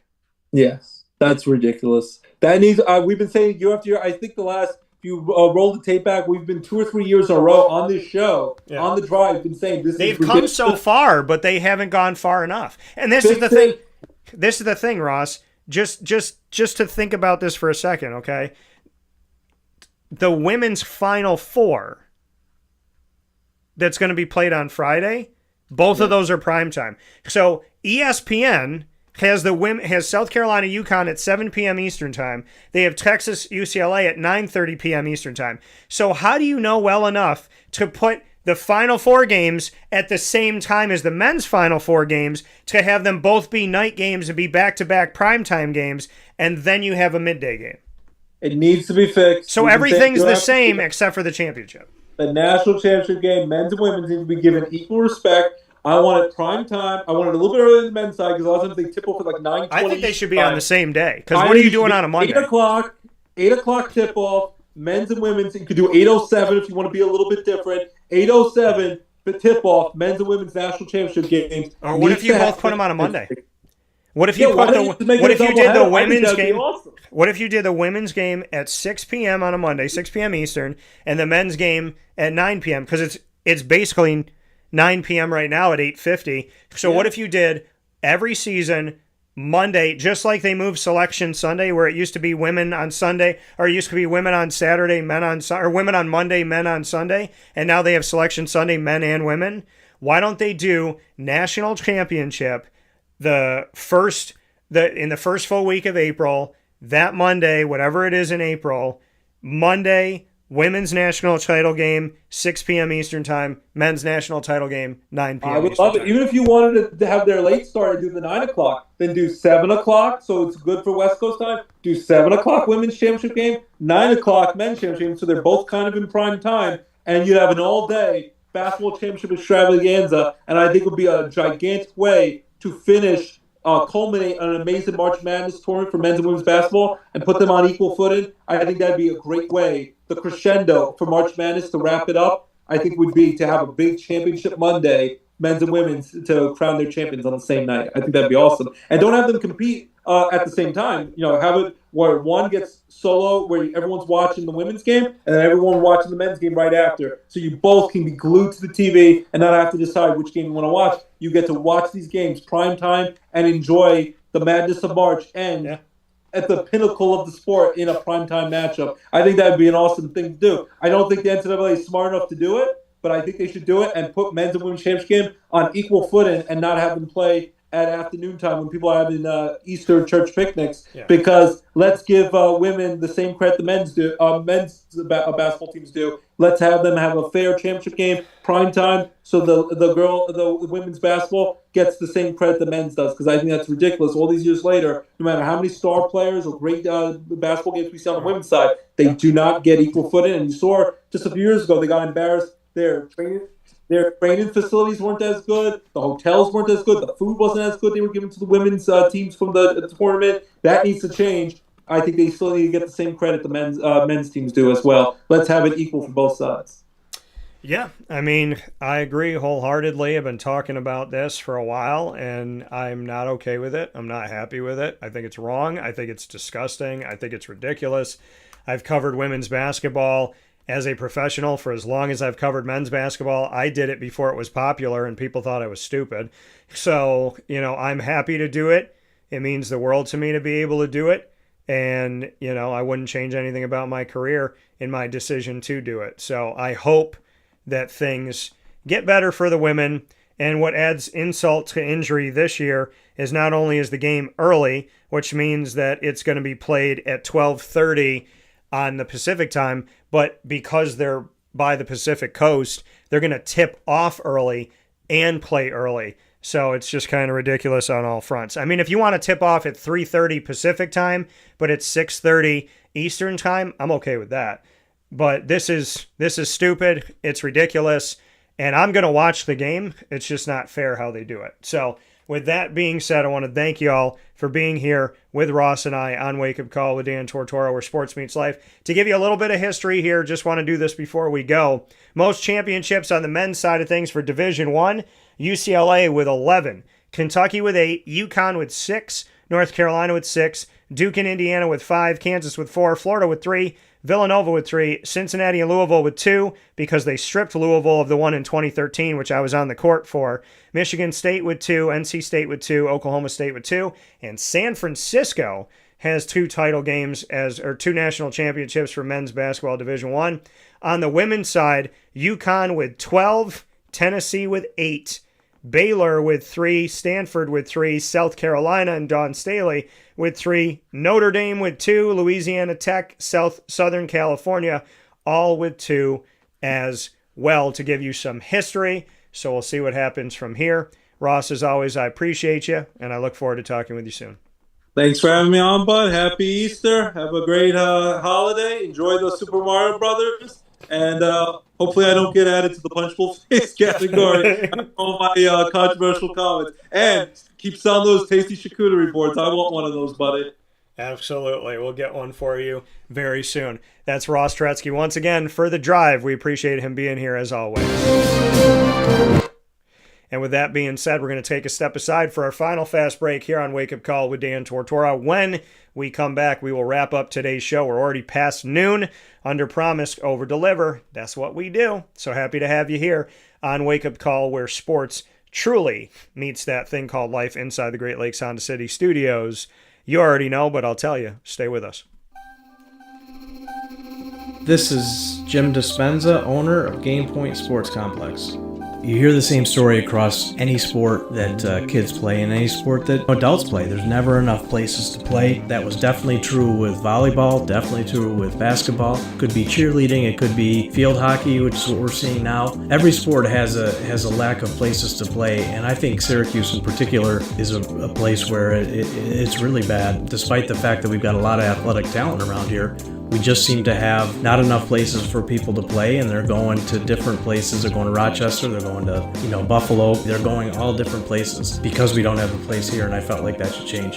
This was a long project from planning all the way through execution to opening doors. A lot of work went into it, obviously, a lot of money, a lot of resources, and the dream always was kids being in the gym, having a good time. And I've always felt like sports is the most unfiltered joy that you can observe with people, that people can experience, because it is fun, it is a sense of accomplishment, it's all of that wrapped into one thing. And so watching kids going up and down the court with big smiles on their faces has been just amazing experience. I'm looking forward to years to come of that same thing. We've taken the time to invest in multiple sports, and then what we're finding is the mere fact that we have a large, clean, well-lit space has opened a lot more doors for us beyond basketball, volleyball, pickleball. Now we're having some interest from cheerleading. We've got girls field hockey coming in, and then also there's quite a bit of room for spectators. We've got bleachers, we've got benches, we've got a concession lounge where people can get food and drinks. We're going to have multiple sports going at the same time, using every square inch of this place for what it was conceived for, which is basically people to come in, have a good time in the sport that they prefer.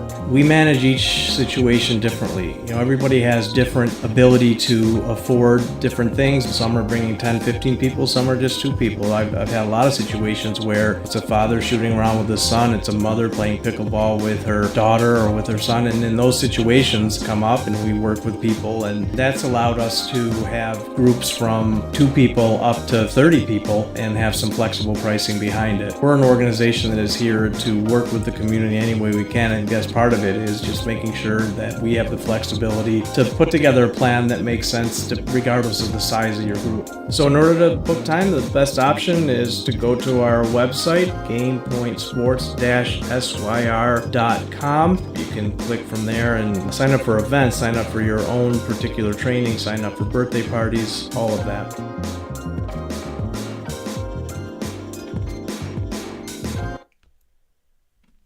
Avicoli's Restaurant, located on 7839 Oswego Road in Liverpool, New York, has been serving our community for decades. Your place to go for home cooking on the corner of Route 57 and Wetzel Road is just minutes from Liverpool High School. And every single month, Wake Up Call with Dan Tortora is on site, on location, with Liverpool sports, student athletes, coaches, and administration telling their stories throughout the year. We look forward to seeing you on site at Avicoli's for their casual pizza side, their fine dining, as well as their bar. And of course, you can order online at myavicollis.com. That's myavicollis.com. For takeout, delivery, and catering, call 315-622-5100. That's 315-622-5100. Come on in to the neighborhood spot Avicoli's, open 7 days a week in Liverpool, New York.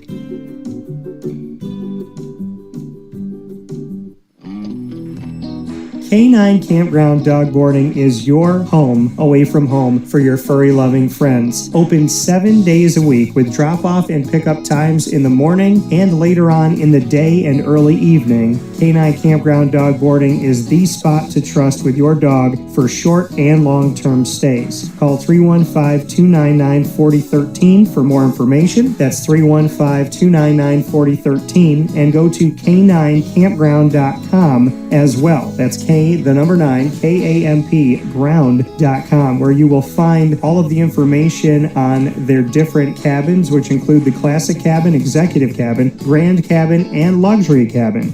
K9 Campground Dog Boarding, where your dog will have indoor and outdoor areas as well as their own private cabin for any size, any breed, as well as dogs with different needs. Dog parents and dogs alike choose K9 Campground Dog Boarding. Isn't that right, Lily?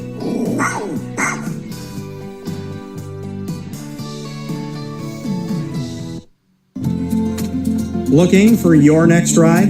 Look no further than Great Lakes Honda City, located on 7140 Henry Clay Boulevard in Liverpool, New York. Serving our community for decades, their new and pre-owned vast array of vehicles are available to you Monday through Saturday on site. To search from home, shop at GreatLakesHondaCity.com. Call 315-365-5576 to set up an appointment. That's 315-365-5576 for Great Lakes Honda City, 7140 Henry Clay Boulevard in Liverpool, New York. Great cars, great people, Great Lakes.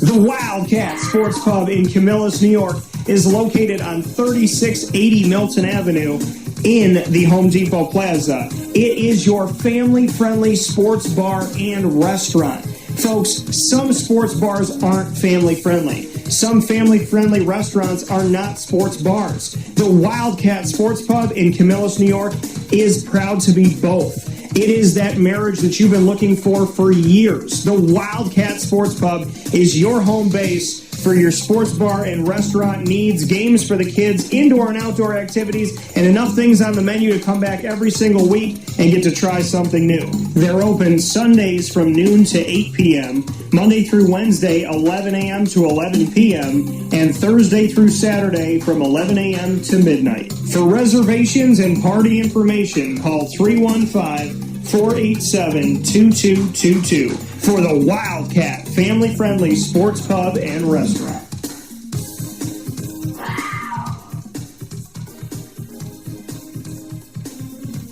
GG Cards and Breaks. Like, comment, subscribe. GG Cards and Breaks coming to you on 639 Delmar Place in Syracuse, New York is your one-stop sports card and trading card shop. Make sure you go there and be a big kid. Tuesday through Saturday from 10 to 6. Sundays from 10 to 5. There is nothing like GG Cards and Breaks.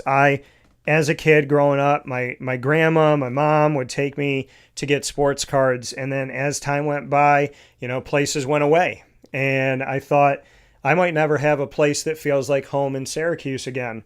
Then I met Josh and Anthony, and everything changed.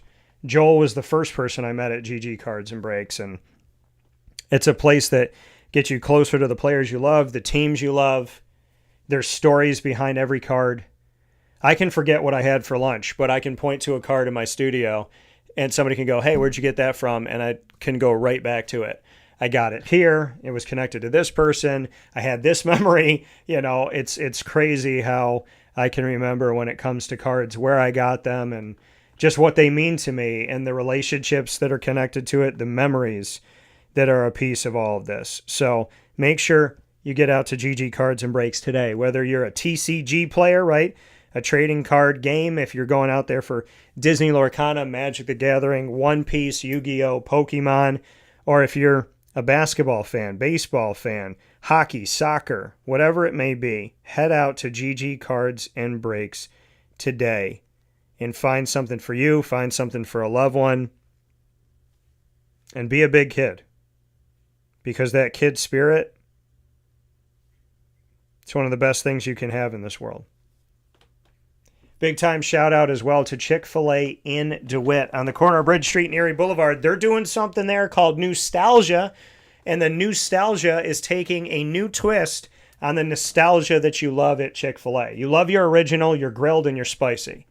Now you can get the Jalapeno Ranch Club Chicken Sandwich, which the Jalapeno Ranch gets added to that original, that spicy, or that grilled chicken sandwich.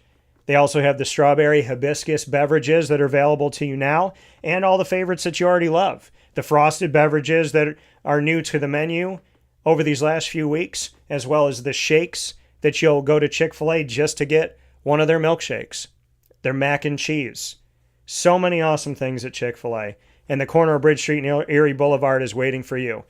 Double drive-through, giant brick building, big old space to park. You can order on the app, you can go inside, or you can go through the drive-thru. They're open for fundraising and catering as well. We look forward to seeing you all at Chick-fil-A in DeWitt on the corner of Bridge Street and Erie Boulevard. With that being said, here on Wake Up Call with Dan Tortora, I want to thank you for being a part of the show today. I appreciate y'all so very much. Cannot say enough of how much it means to me that you're a part of this broadcast. You can go online to X right now, and for the next few days, you can vote in the two polls we have up, coming off of The Drive with Ross, proudly presented exclusively by Great Lakes Honda City, as Ross and I take you on the road through the NCAA tournament on the men's and women's side. You can vote now in our polls on X at CallDT. That's CALLDT. Who's winning the 2026 NCAA Division I Women's Basketball Tournament? Make your pick today. UConn, South Carolina, UCLA, or Texas. And in the men's poll, who's winning the 2026 NCAA Division I Men's Tournament? And you can vote right now for Arizona, UConn, Illinois, or Michigan. Early voting, 100% Arizona. So make sure you follow us on X, the former Twitter, and that you vote in our polls over the next few days going into the Final Four for the women and Final Four for the men. We appreciate you being up and down the East Coast, the Midwest, the West Coast, and all around the globe on YouTube.com and Facebook.com, both / WakeUpCallDT, and on WakeUpCallDT.podbean.com. So however you're connected with the show, thank you for being with us. And of course, you can also find us by going to Amazon Music, Audible, iHeartRadio, iTunes, and Apple Podcasts, Player FM, Podbean, Podchaser.com, Podvine, Spotify, TuneIn, and YouTube. And of course, you've heard from all of our partners today, and you know that we're the exclusive multimedia marketing partner of your